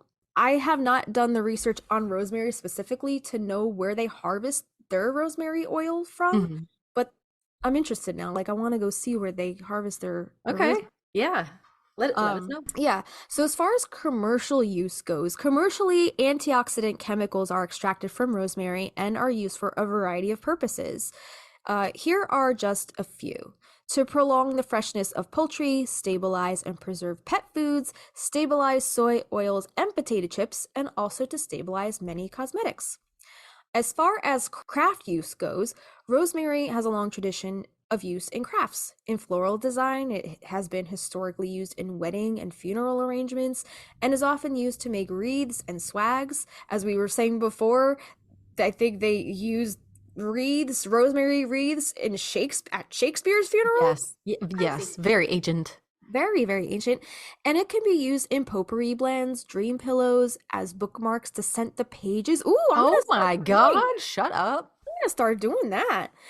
And in pine cones as fire starters. It can also be used to create a variety of natural dyes for fibers. I've also heard throwing a little bit in a bonfire helps keep the bugs away. I like that. I'm gonna try that too. Yeah. It does have a very woodsy scent, and it's also deer resistant. So it is, I can see how it can be off-putting to any kind of pests or animals. They wouldn't want to eat it. So maybe plant rosemary near things that you don't want the deer to touch. Oh, good idea. Good idea? Yeah. But make sure it's a plant companion, a plant buddy. It's not going to fuck up your tomatoes or something. Ecosystem, right. You don't want to fuck up your garden. So there are some warnings that come with rosemary. So the use of large quantities of rosemary in foods has been shown to increase menstrual flow in women, and thus it is recommended that pregnant women limit but not necessarily exclude its consumption. Large amounts may also irritate the kidneys and the stomach. As with most essential oils, rosemary oil should not be consumed internally and should be diluted with carrier oils if used externally. Use of rosemary oil in aromatherapy has been shown to increase locomotor activity, which can be good or bad depending on the situation. So going back to the rosemary oil, it says you shouldn't use rosemary oil and consume it internally, but like the plant is oily in and of itself. So you're not gonna, I guess, necessarily harm yourself if you're putting it in food, like the actual right. So I guess like if you're putting it in food, those oils are simply in the food, but like if you have the oil, that it's probably taken from a batch, like a huge bush of rosemary and then condensed down into the oil. So that's like a concentrated hit of it's like too much of a good thing. Yes. But actually, doTERRA does have little labels on the bottle, which like it tells you, I think it's labeled either, I think I for internal use, A for aromatic use, and then there's one other one, I forget or T, I think for topical use. That's great. Yeah, so there are certain oils of doTERRA that you can actually use in your cooking, and I think rosemary is one of them. You can use that in your cooking. Interesting. So instead of if you don't have rosemary herb at your disposal, you could put like 1 to 2 drops of the rosemary essential oil in your chicken dishes if you want. I'm wondering too, but it's like being combined with other things. Yes. Heat is being added to it. It's not like you're dripping it under your tongue. Like right, exactly. So I mean, there are, certain ways that you can use the oil you can use it in your cooking and not necessarily be harmed by it. Yeah. Mm-hmm, mm-hmm. This says it is the policy of the Herb Society of America not to advise or recommend herbs for medicinal or health use because the FDA doesn't like that because Yeah, they're they don't losing like their money. But I mean, people have been using it for medicinal. They've been using the benefits from it for centuries. not a secret anymore, Not a FDA. secret. Not a secret anymore. Right, exactly. This information is intended for educational purposes only and should not be considered as a recommendation or an endorsement of any particular medical or health treatment. So, like, if you're really hurting, go see a fucking doctor. But, like, if you just need to, like, get rid of the common cold or, do a couple Want to give your exorcisms. scalp a little oomph. Yeah, or if you want to get rid of some demons, just throw a little rosemary in it. So, speaking of ancient times, Kristina, why don't you tell us about the plague? I feel like you and I are very similar, that we got the dark side. Oh, yeah. The plague is fascinating to me, right? It's like the Roman Empire. I mean, we kind of lived through our own plague, so I mean... We did? Yeah. I look like a plague doctor today. Nothing fucking phases us anymore. We're so desensitized to everything because we've really been through it fucking all in the past 4 years, right? Yes. All right. Give us the plague. I mean, don't give us the plague, but give us the information of the plague. Early modern herbalists used rosemary to cure a variety of the icky stickies. It was the main ingredient in many internal and external remedies for afflictions ranging from fever to female hysteria. AKA witchcraft? Yeah. The menses. Just call it what it is. And in the 17th century, rosemary was even used as a preventative against the plague, the bubonic plague, the Black Death.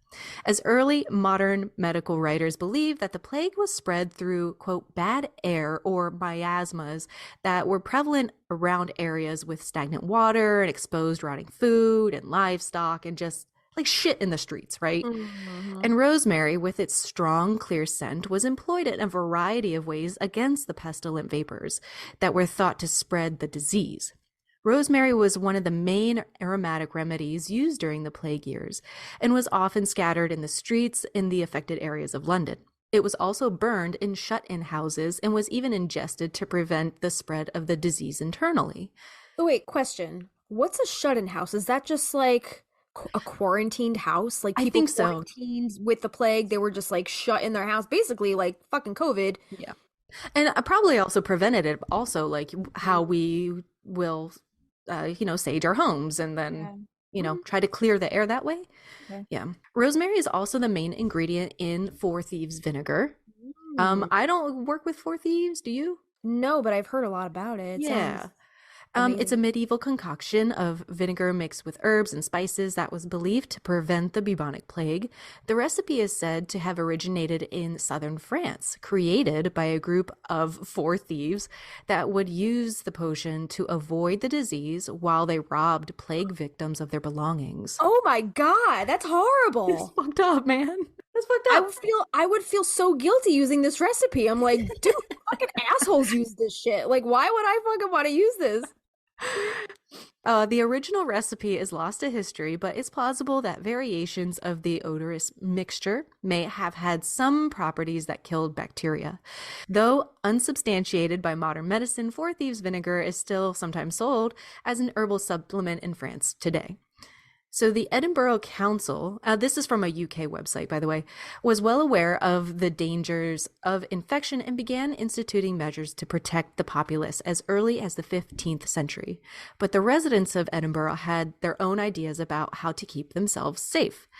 A book published in 1594, Present Remedies Against the Plague, outlined the best antidotes and remedies to fight the disease.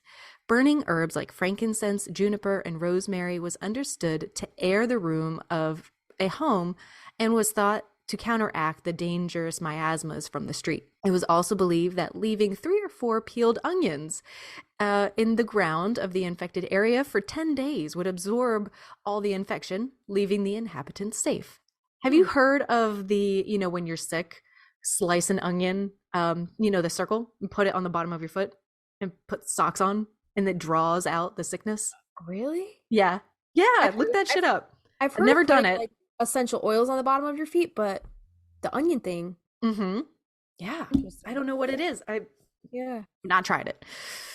So the remedies and antidotes were many and varied, but perhaps the most popular involved using strong smelling spices. These spices would have been imported from all over the world and sold in shops like those in Gladstone's land. John Riddick operated a grocery store on the ground floor of Gladstone's land, selling such things as herbs, spices, tobacco, and wine. His will shows that he was stocked with several items in his shop that would have been useful to a 17th century person wanting to ward off the disease. Ginger, saffron, cloves were all believed to be effective.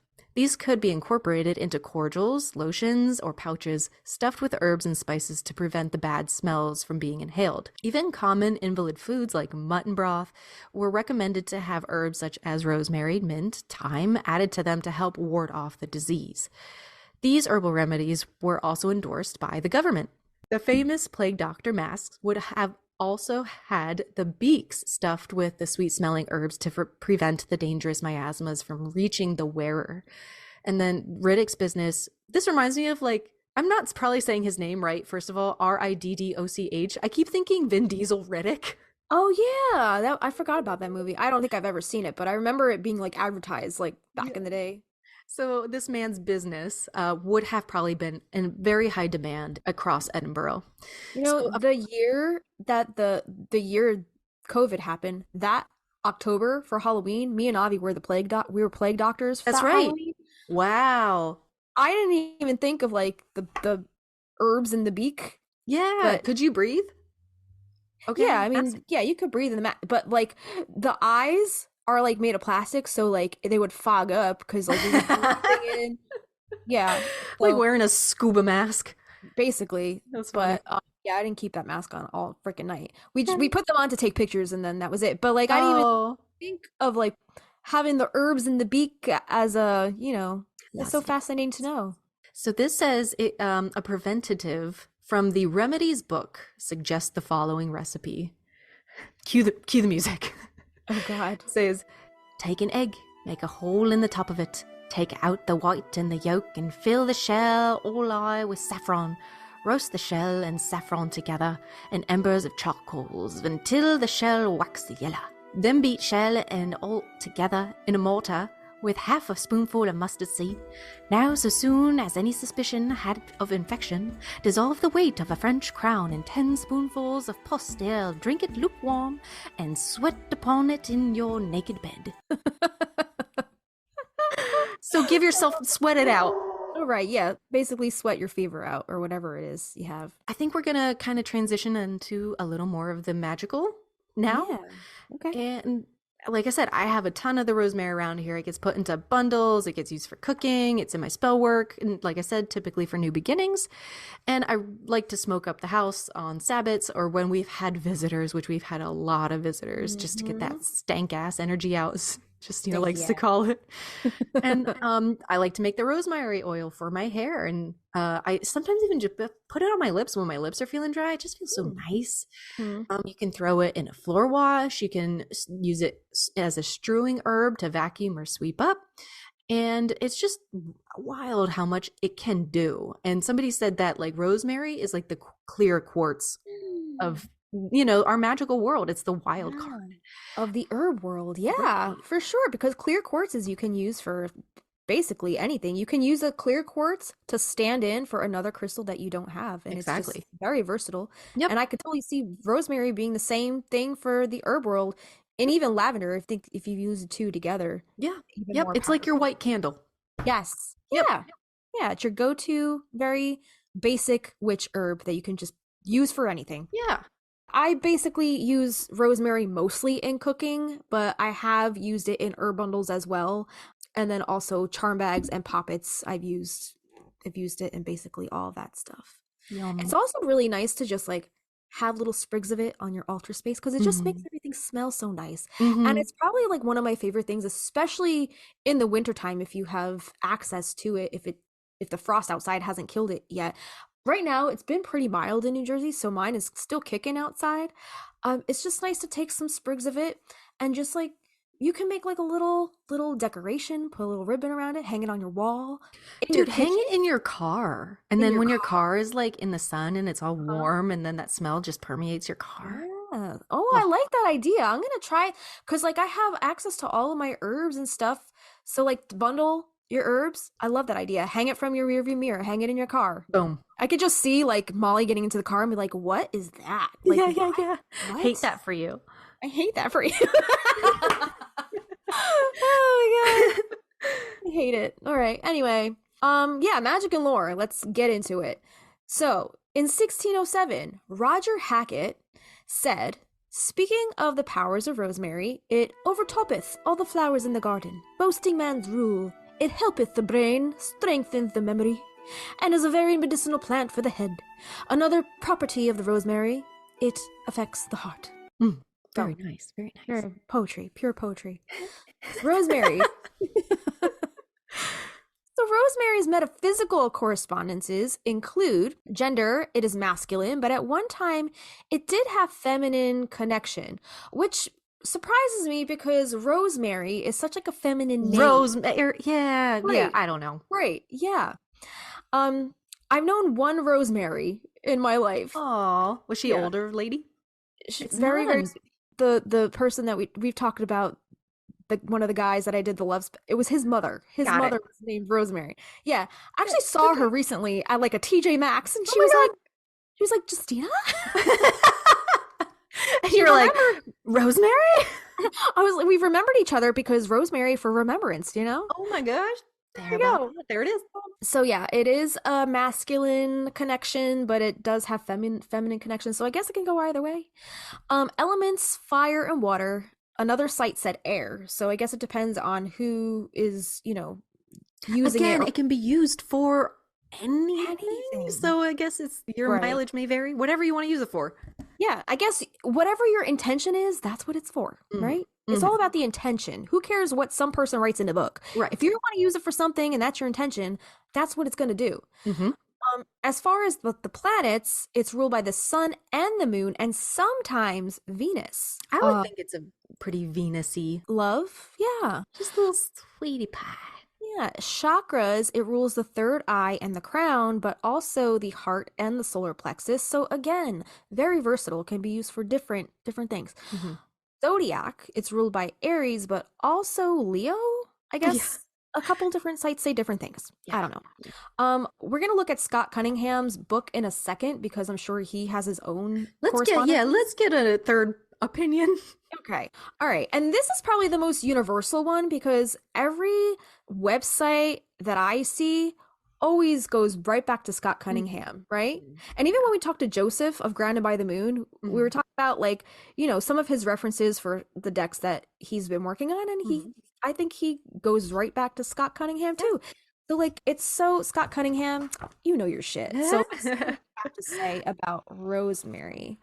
So the thing I would I would agree with as far as the chakras are the third eye and the crown. Just the mental, the memory, remembrance is so heavily tied there. Okay. So Scott Cunningham says the gender is masculine, the planet is sun, and the element is fire. And the powers are protection, love, lust, mental powers, exorcism, purification, healing, sleep, and youth. Lust. Yeah. There's a lot of he goes into magical uses. We can get into that in a little bit because I think I reference this book a little further down in the notes. All right, so as far as the tarot, Rosemary can be represented by the magician and the devil. Interesting. That's an interesting duality, right? Very interesting. Yeah. Well, look into that. The magician makes sense though because we were just saying that it's the beginning. Well, I was gonna say it's kind of like a versatile, it kind of covers all your bases. And the magician, he's got the staff, right? And he's kind of like, he covers all the elements in the tarot. So earth, air, fire, water, he's got all his bases covered. So it makes sense that Rosemary would be ruled by the magician in the tarot because it's kind of like, it can kind of cover all the different spectrums that you need it for. What would you? The devil though, exorcisms? Demons. Go back to the devil. That's all I can think of. Yeah. I don't know. So in the language of flowers, Rosemary says, "Your presence revives me," and is a symbol of friendship, loyalty, and again, remembrance. Traditionally, it is carried by brides in weddings and by mourners at funerals. And Again, going back to Shakespeare's funeral. Apparently, there were wreaths of rosemary being carried at his funeral. I'm looking for what Joseph had to say about his devil card. But I think he named it something else. Oh, in his tarot deck, right? In his tarot deck. What number is the devil card? Oh, God. Well, it's after the Wheel of Fortune. I don't remember off the top. All right. 15. Okay, so his card is temptations. Let's see, keywords are discontent, overindulgence, restrictions, fear, self-sabotage, insecurities, and control. But his symbol he connects with this is belladonna. So it says become aware of the aspects of life that tie you down, the things you give into. This is a message for you to take note of your actions as well as your desires. Don't let them get the better of you. Instead, become mindful of your temptations. Take this as an opportunity to work with your fears as well as your achievements. Ask yourself if this is worth it, or if you need to free yourself from chains that weigh you down and restrict your magic. Interesting. I don't know if you guys have an opinion about why this was listed, why the devil was listed in association with rosemary. Let us know. Let us know. Is it worth it? Let me work it. And reverse it.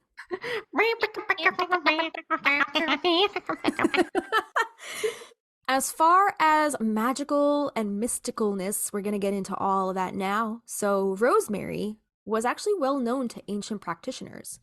Sometimes known as compass weed or polar plant, it was often cultivated in kitchen gardens and was said to represent the dominance of the lady of the house. Okay.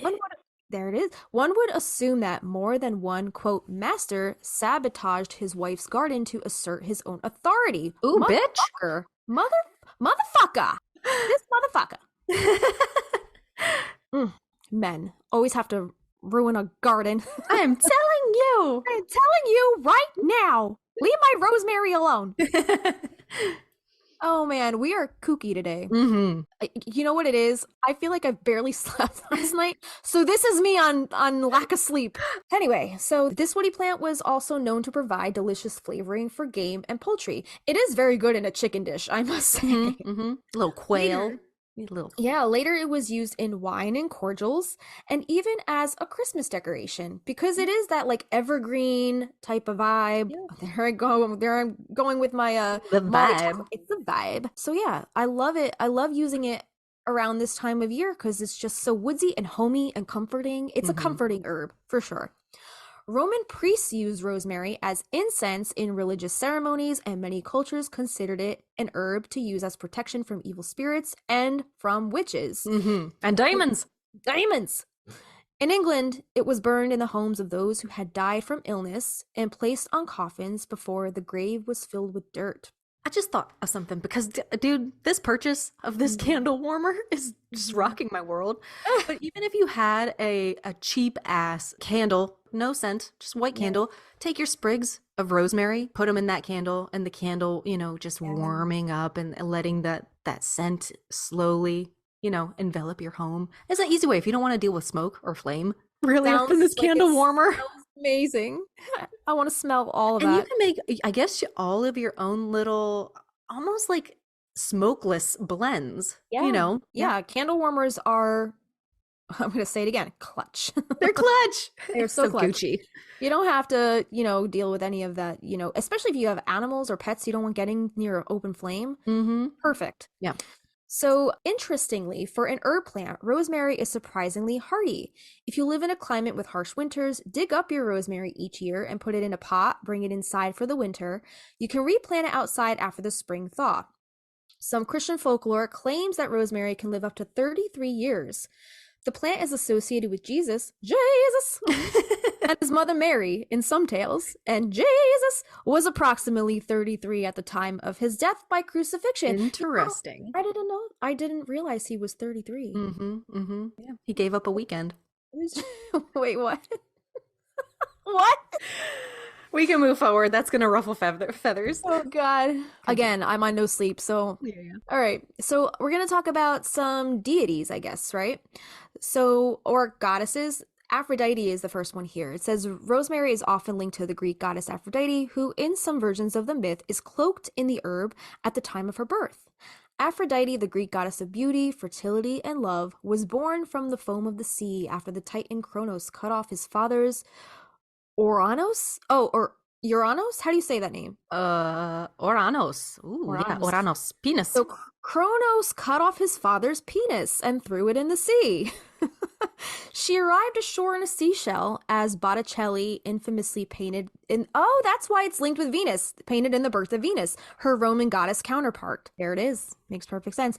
Rosemary is as strongly tied to the sea as Aphrodite. The herb grows along the coast of the Mediterranean and can survive simply on the moisture of the air that is brought from the sea by gusts of wind, hence its name Rosmarinus, which means dew of the sea. The goddess of love and the mother of several children with various gods has also imparted attributes of an aphrodisiac and fertility enhancer to There's Rosemary. its lusty connection. There it is. Yeah. Lusty lust. All right, we're going to talk about, what is this word? Nemocene? Mnemosine, which is memory.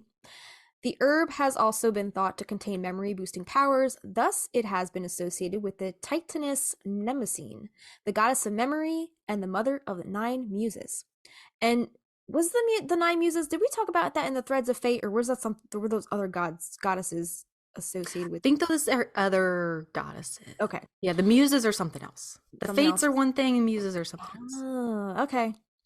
All right, so Mnemosine was thought to have given humans their capacity for memories, but at the time of their death, so as to ease their suffering in the underworld, would take all the memories by having them drink the Lathe, the river of forgetfulness. That is so sad. Because of this association, Greek scholars would wear wreaths of rosemary while taking exams so as to enhance their memory and improve their performance. Even to this day, students keep a sprig nearby, and brides and grooms keep the herb close so as to not forget their vows. So the muses were the 9 daughters of Jupiter and Mnemosine. They presided over song and prompted the memory. Oh, maybe I need to evoke the muses more, because I can't remember song lyrics anymore. My boss has a very beautiful formal like French garden, and last year it was like a big day because he got these statuaries, apparently very heavy because it took 5 dudes to move them around, but there's 4 of them, not 9, but they're the muses of like music, poetry, art, and science. I love that. But I don't know anything about the muses. There you I go. didn't know there were 9. But it says that they presided over song and prompted memory, and sometimes they are pictured with rosemary in their hands. So the goddess of knowledge is also associated with this herb, which is Minerva, and it was used at both weddings and funerals as it is today. I heard Persephone was associated with rosemary, but this is in passing, and I couldn't find a lot, and the only thing I can think of is because she's the spring goddess and it's a time of renewal and new beginnings. That's the only correlation that I could put together. Right. But I had heard Persephone in passing, but nothing more. Tried to look into it, didn't find anything. Okay. Yeah. Okay. Then the Virgin Mary, going back to, I guess, Christian folklore, Rosemary. I didn't mean it like that. I love that. I didn't mean it like that. Like, as a bullshit. I mean, it is. But it is. I mean, this was all written by a man, right? Yep. So, rosemary produces small purplish blue flowers, which also have an interesting story attached to them. Although, I'm going to refer to the Bible just as Christian folklore from now on. That's just, that was the biggest fan following ever. That was a Freudian slip, but it's so fucking true, is it not? So although not directly mentioned in the Bible, rosemary is strongly associated with the Virgin Mary. While fleeing King Herod with baby Jesus, Mary stopped to rest and wash clothes. She placed her blue cloak on a bush with white flowers, which turned the flowers blue. It is believed the bush she placed the cloak on was a rosemary bush. Mary is often depicted in blue for her purity. Her purity was transferred to the rosemary shrub. Another legend says that rosemary originally had white flowers, which were changed to the blue ones when the Virgin Mary placed her cloak upon it while resting during her flight to Egypt. Because of its association with the Virgin Mary, rosemary is thought to have powerful purification properties and the ability to ward off evil spirits. Is that why it's used for exorcisms? Because it's linked to the Virgin Mary? Maybe. You need the Jesus to get rid of the demons. So as a result of the story, rosemary also stands for remembrance. So there it is. Let's do a little bit more about Egypt. I had a little bit of something just after this, but we had already kind of said it at the top of the hour. Yeah. So Egypt. There is a record that Egyptian King Ramses III offered 125 measures of rosemary to the god Ammon at Thebes. Rosemary is symbolic of fidelity and loyalty and is also linked with concepts of enduring love and improved memory. Rosemary is prominent in Christian mythology. There you go, folklore.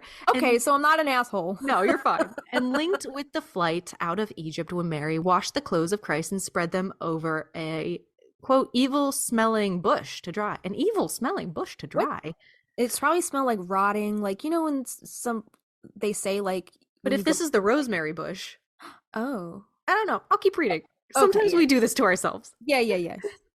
To dry, whereupon the plant took on its prominent scent. So is this maybe saying because she was a sweet person, it became sweet by contact? That the bush smelled evil, and then she draped her robe on it, and then it turned into the rosemary bush. Got it. Kind of like what we just talked about in the last thing the last little. Did you say rosary bush? Did I? I meant rosemary. It's so interesting that those two words, very, very similar. Rosemary, rose. Very, yeah. Okay. True. Why Rose, though, I wonder? Who's Rose and who's Mary? And why Rose Buick Decatur? Rose Buick Decatur. Rosemary is another extended Owens relative. Right. All right. Yeah. This says, when mixed with curdled milk, beer, and honey, rosemary was considered by the ancients to be good for heart trouble. Ancient Greek students ate rosemary to improve their memory. Students also wore garlands when studying for examinations. The Romans believed that the odor of rosemary preserved dead bodies, and the green color of the leaves symbolized eternity. Sprigs of rosemary commonly are carried at funerals by mourners, then cast onto the grave during the lowering of the coffin. It is also planted on and nearby graves today throughout much of Europe. So during medieval times, the French used rosemary to embalm their dead. Rosemary eaten on the eve of St. Agnes reportedly would ease the mind of a lovesick girl or boy. Various 19th century American traditions held that a sprig of rosemary brings good luck and prevents witchcraft, or that it would make hair grow. Rosemary seen in dreams symbolizes reunion. We're going to break out Brasidia Ryan later and see what the fuck she has to say about rosemary. I just love that, like, it just lumps the two together. It's like, it prevents witchcraft, or it makes your hair grow, whatever you want. Whatever you want to use it for, you know. Yeah, and also, if it grows near your house, no witch can harm you. Right. By planting rosemary in your garden, you will always have friends. Rosemary is symbolic of friendship. Where rosemary grows in a garden, the wife is the master of the house. Mm-hmm. Since the 18th century, rosemary is used to decorate the tomb of Shakespeare on his birthday. During medieval times, it was commonly held on Walpurgisnacht night, April 30th. Witches reign supreme. Supreme! On the eve of May Day, rural houses were, quote, smoked using torches prepared from bundles of black and red hemlock that also included sprigs of rosemary so that any witch who lurked inside would be forced to evacuate due to the special herb smoke. Smoking witches out? Yeah. Oh my God. Horrible.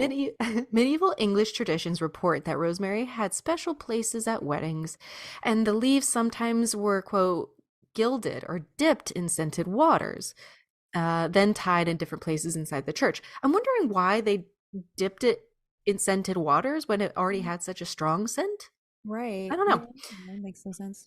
It is written that rosemary was carried by visitors to English prisons as a precaution against gull fever, typhus.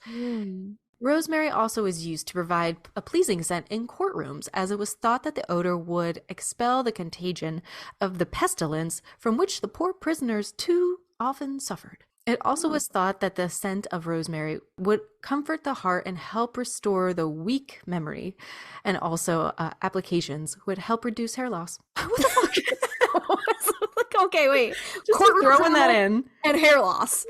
I don't understand the connection there, but okay. Whatever.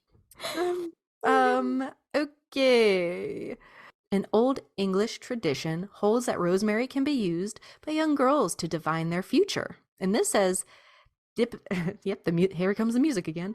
Dip sprigs of rosemary into a mixture of wine, rum, gin, vinegar, and water inside a glass bowl. It must be glass. On the night of a full moon. On the eve of Saint Magdalene, meet with two other young girls, each less than 21 years of age. The rosemary sprigs, I can't see through my tears. Like, I'm fucking crying. The rosemary sprigs then are pinned to their tunics, and each girl takes 3 sips of the rosemary tonic, then rest in the same bed without speaking. The dreams that follow will be prophetic. I just love how like precise spells were back in the day. Like Mm-hmm. so precise. Like if you didn't do this on the 30 clips of the 4th year of whatever, it's not gonna fucking happen for you. I'm And sorry. you better have some friends under the age of 21 for this one. Jeez. Okay. Oh, just 2 more here. It says another English tradition holds that rosemary has the ability to transform the elderly back to a youthful appearance. The story relates to an old queen who bathed in rosemary water 3 times a day, and her, quote, old flesh fell away so much that she became young and tender. She just gave herself a chemical burn and she had like facial peel. Chemical peel. Chemical peel. Medieval chemical peel. Oh, man. A 19th century tradition prominent in rural Alabama held that rosemary sprigs brought good luck and, if worn, kept the person from being bewitched. Bewitched. Bewitched. Bewitched. So that's hard to say. Rural Alabama. That is a hard. Rural Alabama. Yeah. Rural. Look at how many A's. There's 5 A's. Rural Alabama. Also, another word that I have a hard time with is brewery. I don't know. A little more folklore for you. This is from mountainroseherbs.com's blog. And it says rosemary is shrouded in history and folklore. From ancient Greece through the European Middle Ages, which we just talked about, rosemary was thought to possess the power to protect against evil spirits. Sprigs were placed under pillows or burned as incense to ward off evil demons and prevent bad dreams. At funerals, fresh sprigs were tossed into the grave as a sign that the departed would not be forgotten. Memory. Even today, rosemary is offered as a symbol of love, friendship, and remembrance, and in some parts of Europe, it was believed that if an unmarried woman placed rosemary under her pillow, her future husband would be revealed to her in a dream. So you're gonna get more into dreams. Kristina has some Brasilia Ryan in the doc for us, so we're gonna get to that in a bit. Cute up. We're gonna talk about rosemary and spell work and ritual now, getting into the magic. So for magical use, you can burn rosemary to rid a home of negative energy, or as an incense while you meditate. You can hang bundles on your front door to keep harmful people like burglars or 4 thieves from entering your home and stealing shit while you have COVID. So yeah, you could use it for all that stuff. You could stuff a healing poppet, which is what I said before. I like to stuff my poppets with herbs, and rosemary is one of the great herbs to stuff poppets with. So stuff a healing poppet with some dried rosemary to take advantage of its medicinal properties, or you can mix it with juniper berries and burn in a sick room, aka, I guess, wherever you're quarantined. You need to get going with Avi and the rosemary. Right, yeah. Today. Yeah, I'm going to give him a poppet of rosemary tonight. Aww. Like, hold on to this. Oh. And now you feel better. Now you feel better. You're gonna like the way you look. You're gonna burn rosemary. You're gonna shove them in a sick room and just burn rosemary incense. Just in the smallest room in the house. You're gonna smoke them out with some rosemary. maybe you'll throw a little mugwort in there for some fun. Ooh, just fun afternoon. Give them a good old moxibustion. Mm-hmm. So mix them with some juniper berries, burn in a sick room to promote healthy recovery. Protection magic can be utilized under the following circumstances. So here's some of the types of protection. Coming into contact with negative energies and spirits, stumbling into places of negative power and being unprepared. I guess like a psychic spiritual attack. Mm-hmm. Misuse of magic or broken vows that turn on you. Or when you are under attack from other magic practitioners, psychic attack. So depending on the type of occult attack, here are some common indications that may occur. You may have feelings of despair or oppression, anxiety, fear, troubled dreams, like Sarah in The Craft, right? Oh, yeah. Yikes. She was being psychically attacked. Yes. Like, pretty hard. Mm-hmm. So bitch just needed some rosemary. Turns out. So troubled dreams, fatigue, feeling out of touch with time, feeling of being followed, right? She was very, what's the word?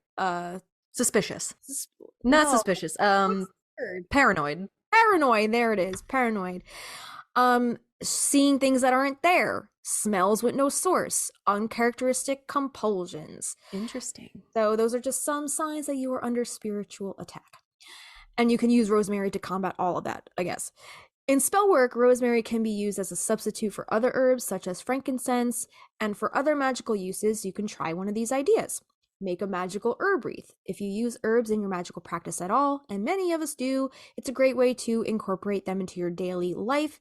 Use them in a decorative way around your home. One of the most popular ways to do this is by crafting a simple wreath from your favorite magical herbs. You know what I did yesterday? So I don't know how you say it, arborvitae tree?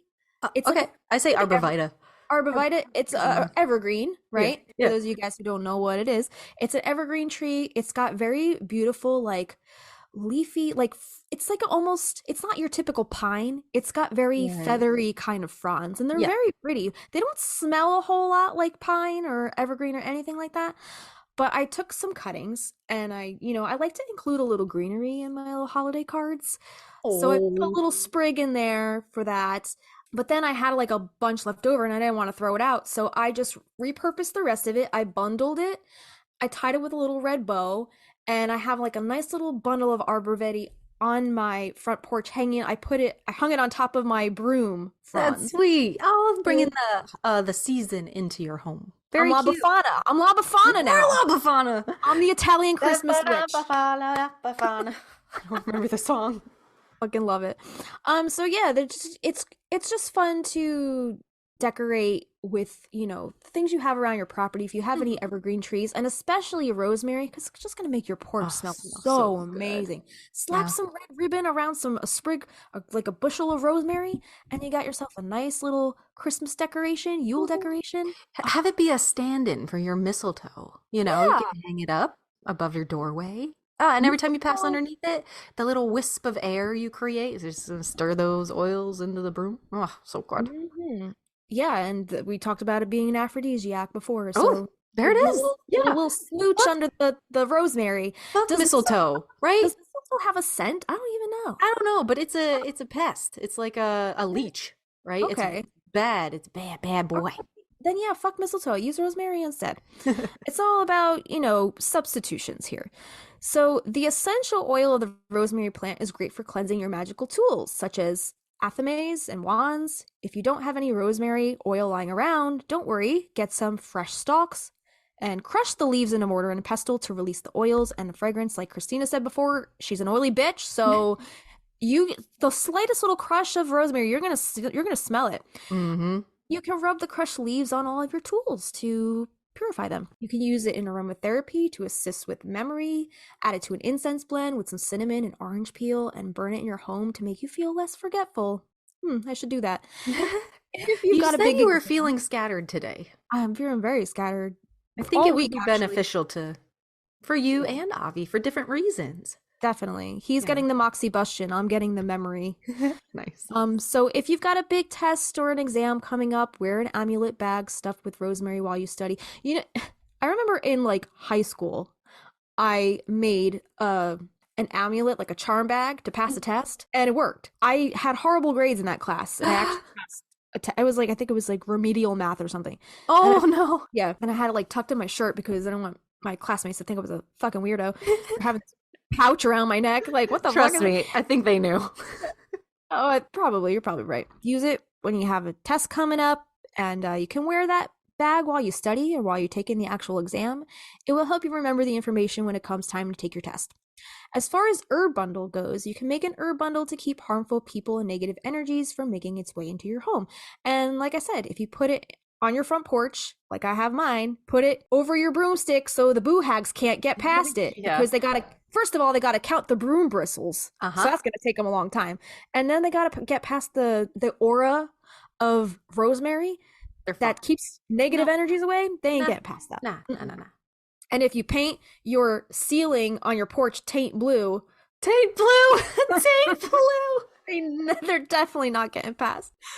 All right, smudging and purification. So I know a lot of people these days don't like to use the word smudge because it comes with traditional ceremonies that, I guess that word is on the out, but cleansing and purification with an herbal bundle or a wand of some sort. Use dried bundles of rosemary to cleanse your home and help create sacred space.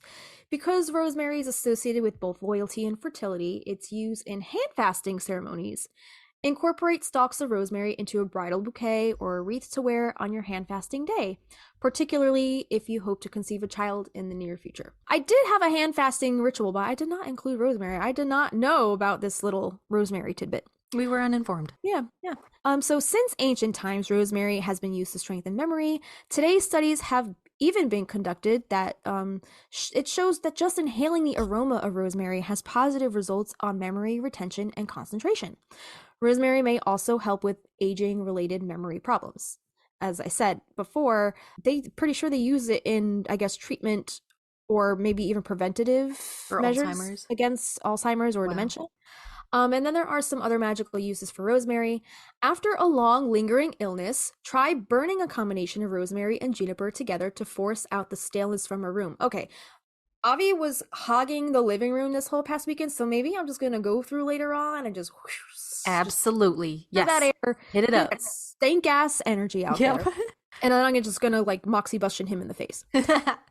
So rosemary can be used in sun magic rituals. A few examples include rituals for success, spirituality, vitality, health, freedom, empowerment, enlightenment, creativity, growth, and wealth, because rosemary is green, right? So great to use in those money manifestation spells. It's associated with fire, so sun magic. Right. Mm-hmm. That's right. Taking a bath with rosemary can help remove tension and worry. It is said that bathing in rosemary can preserve youth. During the 15th century, the Queen Isabella of Hungary would bathe in a concoction of herbs, now lost from history, but is said to include rosemary, and it is said to have given her a youthful appearance.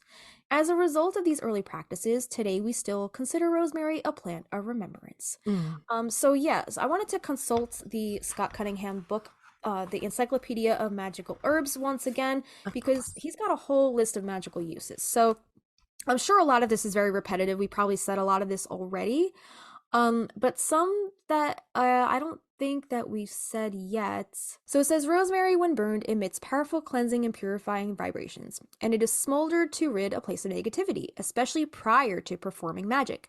It is one of the oldest incenses, along with the frankincense and the myrrh. Oh, so it says, when placed beneath the pillow, rosemary ensures a good sleep and drives away nightmares. Laid under the bed, it protects the sleeper from all harm. Rosemary is also hung on the porch, like we just were talking about before, and doorposts to keep thieves, the four thieves, from entering the house, and is carried to remain healthy. Place it in a bath to purify. A chaplet of rosemary worn aids the memory, while the wood, smelled often, preserves the youthfulness. To ensure the latter, add a rosemary infusion to the bathwater. Rosemary has long been used in love and lust incenses and other mixtures, and healing poppets are stuffed with rosemary to take advantage of its curative vibrations. Rosemary infusion is used to wash the hands before healing work. If you wish to receive knowledge or the answer to a question, burn rosemary on charcoal and smell its smoke. Rosemary is also grown to attract elves. That's probably why it's called elf leaf. Cute. And the powdered leaves wrapped in linen cloth and bound to the right arm dispel depression and make the emotions light and merry. A lot of the stuff was pretty repetitive, but I thought it was fascinating about the elves, because we know that it was called elf leaf, but it doesn't really say why or where the origins for that folktale came. All right, I have a book by Deborah Burns, and it's called The Natural Beauty Skincare, and we're gonna link it. You can find it online. And there are 3 little recipes in here I want to share, but it says in here that rosemary is full of phytonutrients and antioxidants that defend against oxidative damage. It's also antiseptic, antibacterial, anti-inflammatory, which makes it an excellent ingredient for combating various skin issues and for deep pore cleansing and detoxing. So the first one was an oregano rosemary turmeric facial steam. And that's exactly what it sounds like. You're going to be putting those ingredients in some hot water and letting the steam probably go all over your face. So that's like the whole towel over the head trick over a bowl of steam. Dude, I did that the other day. A couple weeks ago, my throat was so angry. And I have the eucalyptus plant now, so I put some of the eucalyptus plants over the boiling pot of water. That shit, like, you don't put your eyes in. I just like put my nose and mouth in the blanket thing. The trick. Yeah. Yeah, I want to send you some oil samples or something. I'd love that. Like, I have so many doTERRA oils, but like eucalyptus is great. They also have an actual blend called Breathe. So when you're sick, I'll like pour a couple drops of that in a bowl and just put my head over the towel over the steam and just like let that just kind of do its I thing. love But that. I love a good like essential oil. One of those like menthol-y kind of oils that really help clear your I guess your airways, your chesticles. Testicles. Yeah, Yeah. exactly. So this says this yields one treatment, takes 20 minutes. This is good for acne, redness, patchy skin, and congested pores. This good anti-inflammatory, antibacterial steam calms your skin. Try it after a stressful day. You'll feel the tension in your face simply melt away as the steam washes all the impurities out of your pores. But does it stain your face yellow? Because turmeric is like that yellow powder, right? Right. Another one is a lavender, oat, and raspberry bath bomb. Let's see. Ooh. This says this yields 2 bath bombs. Takes about 20 minutes plus drying time. Bath bombs are great substitutes for bubble baths, and they go one step further. They help soften the skin as well. The lavender and rosemary in this bath bomb are relaxing, antibacterial, while the oat, I guess there's oats in this, soothe and calm your skin. If the 2 bombs seem too big, you can make 3 or 4 smaller ones if you have the right size molds. So this includes, you're going to need 1 cup of baking soda, half a cup of citric acid, half a tablespoon of oat flour, 1/4 of a teaspoon of lavender petals, 1/8 of a teaspoon of rosemary, so very little, and 4 drops of essential oils, if desired, small amount of vodka in a spray bottle. And this says to combine all of the ingredients except for the vodka, mix well, spray a small amount of the vodka into the bowl while mixing with your hands. I'm wondering if it's just to keep it from being sticky. I don't know. When the mixture begins to form, stop spraying the vodka, or maybe it makes it sticky. Press the mixture firmly into the bottom of a silicone mold, plastic mold, let it dry overnight, and then you can use it the next day. Lastly, a repair and mend spray for your hair.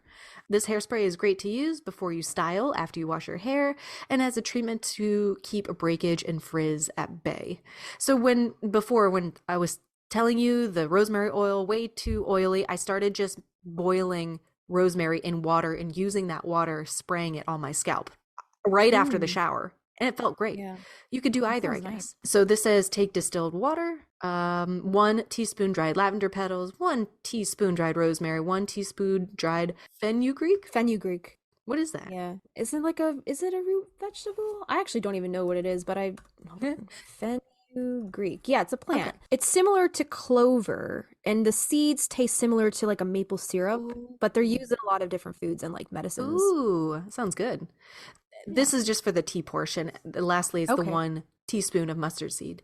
For the spray, you're going to want to use 1/4 of a teaspoon of jojoba oil, half a teaspoon of glycerin, half a tablespoon aloe vera juice, 1/8 of a teaspoon apple cider vinegar, 1/4 of a cup of the prepared tea. That's nice. Yeah, we will include, I guess, the link to purchase that book, and also we have tons of resources as far as like other skincare and beauty regimens. So rolling with the beauty regimen and the rosemary, the essential oil, I just wanted to read a little bit from the doTERRA product page just to see what they say about what you can use rosemary essential oil for. doTERRA has the application. They have ATI, which means aromatic, so you can use it in a diffuser or topically or internally. So you can use it to cook with if you wanted to. If you didn't have any like rosemary herb on hand, you can put like 1 or 2 drops in whatever you're cooking, and it will have the same, maybe even have the dish maybe taste a little stronger with the rosemary, because it is pretty potent. The part of the plant that they use is the leaf and the stem to extract the oils. They extract it via steam distillation. The aromatic description is camphoraceous and herbaceous, and the main chemical components are eucalyptol, apinine, and camphor. The primary benefits: it supports healthy digestion when consumed, may help support healthy respiratory function when taken internally, and may help reduce nervous tension and occasional fatigue when consumed. So the product description is rosemary is an aromatic evergreen shrub whose leaves are frequently used to flavor foods such as stuffings, pork, roast lamb, chicken, and turkey. Along with its culinary applications, rosemary has many benefits. It supports healthy digestion, internal organ function when ingested. Long revered by experts, rosemary was considered sacred by the ancient Greeks, Romans, Egyptians, and Hebrew cultures. Rosemary's herbaceous and energizing scent is frequently used in aromatherapy and taken internally helps reduce nervous tension and occasional fatigue. And you can add 1 or 2 drops to meats and favorite entrees for flavoring and to help to support healthy digestion. So when you add this essential oil to a dish or any kind of cooking, you're not only adding it for the flavor, but you're also getting those full benefits of whatever this oil is, typically used for. Totally. Yeah, so some direction for usage, you can use 3 to 4 drops in a diffuser of choice. As far as internal use, you can dilute 1 drop in 4 fluid ounces of liquid, or you could, add, I guess, they sell those like empty capsules. They're like veggie caps, and you can make your own capsules. Just put in like a couple drops of the oil, and then they also sell the fractionated coconut oil, so you can dilute it right in the cap if you need to. And topical use, apply 1 to 2 drops to a desired area, dilute with a carrier oil to minimize any skin sensitivity. And there are some cautions like possible skin sensitivity. Obviously, keep out of reach of children. Don't take if you're pregnant, nursing. Use under a doctor's care if you are. Consult your physician. Avoid contact with eyes, inner ears, and sensitive areas. So, a bottle of this stuff, it's not that expensive. It's not that expensive at all. So a 15 milliliter bottle retails for $26. It's really not that pricey. Like when we talked about the rose oil. Oh, so expensive, like 60 some dollars or something.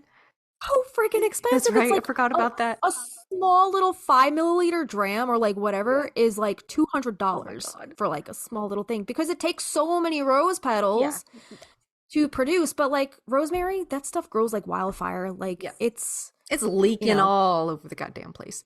Exactly. Yeah. So just a little bit about the essential oil. I love the stuff. I love using it in cooking. Nice. And diffuse. I love to diffuse it. But I'm going to try the hair thing. I still have not tried the rosemary in the hair. That sounds lovely. Really, really give it a try. Tell us about some tea. How can we make some rosemary tea? Yeah. So we're going to use the Tea Witch's Grimoire yet again from S.M. Harlow. And this doesn't have rosemary in it that I can tell, but this is going to be a special blend for the January full moon. They titled this the Barley Moon. You might have a different name for it. But this is going to be your moon tea for January. You're going to need 3 white candles, 1 white altar cloth, a handful of clear quartz. You can also throw rosemary in. It's good for everything. Right. Clear glass teapot, cinnamon incense, and gardenia oil. Ooh. Wear white clothing of the coziest material that's warm for the occasion. The hair... Ooh, my Costco bathrobe. Yeah. I love that thing. The hair may be wrapped in a white scarf. Jewelry may be of wooden or other natural substances. Boil a pot of water, and as it heats, prepare your space. Spread out the altar cloth and place the 3 white candles at the top. Have the teapot at the center. Encircle the teapot with the clear quartz. Anoint your candles, then your hands, your feet, and then your third eye. Light the candles in incense. Next, you're going to blend together 3 parts roasted barley, 1 part ginger, and a splash of milk. Brew for 7 minutes, all while chanting, "The cold moon does not settle in the bones, nor does it freeze us in place. We are open to purification and new beginnings we embrace." And then it says, "Salute to the energies around you, sweeten your brew, and drink the tea slowly. Foresee a bright new road ahead, and open yourself to greater possibilities. Continue the ritual with spells for manifestation, inner purification, protection, stability, and healing." It's great for 2024, new beginning. Beautiful. I love that. I'm going to get that book because I do my full moon tea parties, and that's perfect to like incorporate any one of those little rituals in with, my attendees or whatever. That sounds so fun. It's so cute. And I'm going to get that book. Right. I have a couple recipes. I'm not going to read the entire recipes. I'm just going to kind of tell you what they are. But this is from the Wiccan Kitchen, A Guide to Magical Cooking and Recipes by Lisa Chamberlain. And there's a couple recipes in here for the Yuletide season or just winter in general, because you want those warm and cozy, comforting, comfort food kind of meals in the wintertime. So this is on page 136. This is the Yuletide cider braised pork chop with stewed apples, onions, and red cabbage. Whoa. And it says cider is traditionally served at Yule celebrations. Here, it also flavors the heart of this deliciously seasonal dish. So this uses pork chops. I don't know if I want to get into the entire recipe. Okay, that's It's kind of long. I can put this up on the Patreon if you guys want recipes, and I'll include my own recipes. Yeah. For with using rosemary, my rosemary lemon chicken, and my potatoes. Yeah. There's one other one in this book. This is on page 188. This is an autumn pot roast with maple potato butternut puree. All of these, real quick, I'm picturing the Wayside Inn having this. Did you see their post of like the black and white footage of like the horse-drawn plows clearing away the snow? That? I was just like in this just old-timey heaven. They have a great Instagram. We need to go back there and actually eat there. Yeah, I agree. Because we just got some drinks there, but the food probably amazing, and it's so cozy, just like eating some warm comfort food in that warm and cozy environment. Yes. I'm sure, so cozy. But yeah, check this book out. It's called The Wiccan Kitchen, and we can post some of these over on the Patreon if you guys want these recipes. I did find a couple holiday cocktails. Nice. So we have the Christmas cocktail, which is a rosemary cranberry vodka spritzer. You can't go wrong with cranberry vodka. Yeah. And then let's see. We have a rosemary infused citrus and cranberry.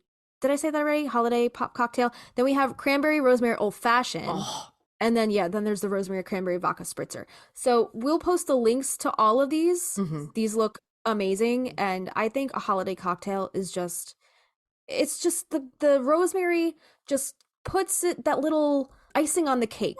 You know what I mean? The star at the top of the tree. Have you seen the new trending cocktail on TikTok?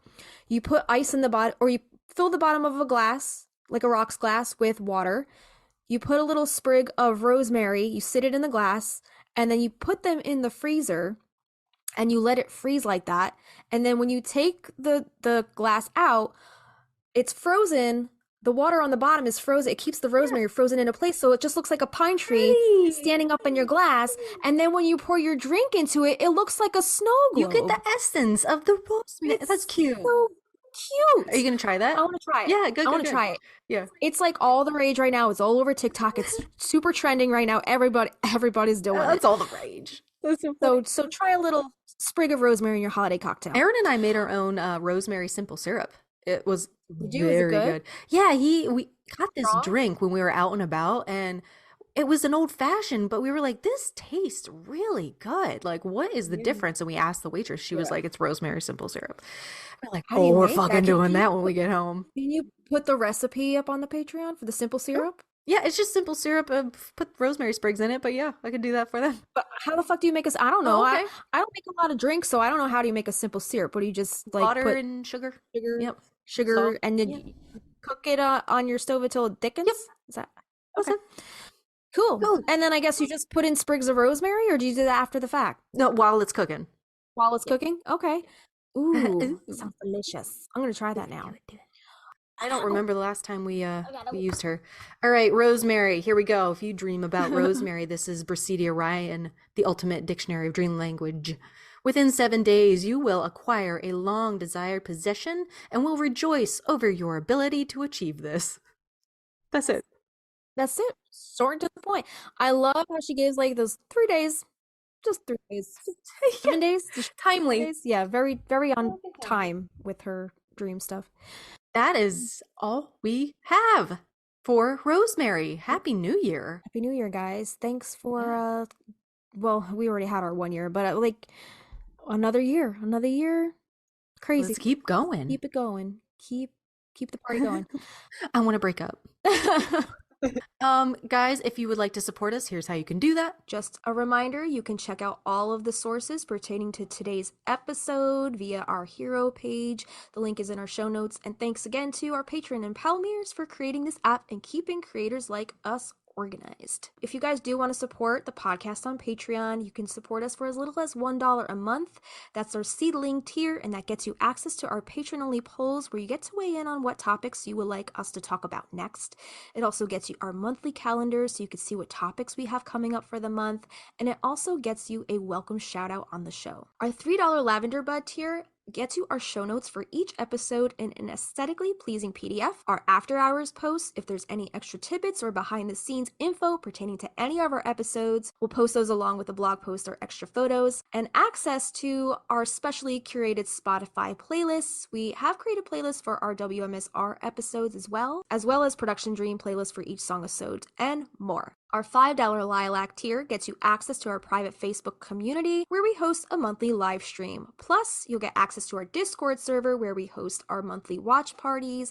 And also on the Discord, you can join in on the discussion with other Magnolia Street neighbors via the various interesting channels and threads. And then here's the $8 Rose tier. This gets you access to extra audio-visual content such as a once-a-month full-length video episode, unlimited bonus videos, uncut footage, cutting room floor footage, bloopers, outtakes, meditations, exclusive interviews, and old home videos from the vault, or spell or ritual videos, and more. It also gets you bonus content to coincide with our song-episodes, such as full-length demo streams of our original Practical Magic inspired music, plus lyric sheets, guitar chords, and original scratch demos, or bonus video performances of our songs and more. Lastly, we have our $15 Wisteria Vine tier. Just like a twisting Wisteria Vine, there's a way for you to stay connected with us, the Stinas. In this tier, we invite you to join our private Marco Polo video messaging app. The app is totally free for both Android and iOS. Sign up with your phone number or email, and we will help you do the rest. This is a great way to chat with each other in a more intimate group setting, face-to-face via video recording. We love to show each other our pets, our gardens, or anything else you'd like to share. And just a reminder that the higher the tier you sign up under, the more rewards you get, because you get all of the rewards of the tiers below it. You can upgrade or downgrade or even cancel at any time. So to support the podcast, head to patreon.com/Magnolia Street Podcast. Yeah, and there are additional ways to support us and our podcast that don't cost you any money. If you do listen on Spotify, please give us a star rating.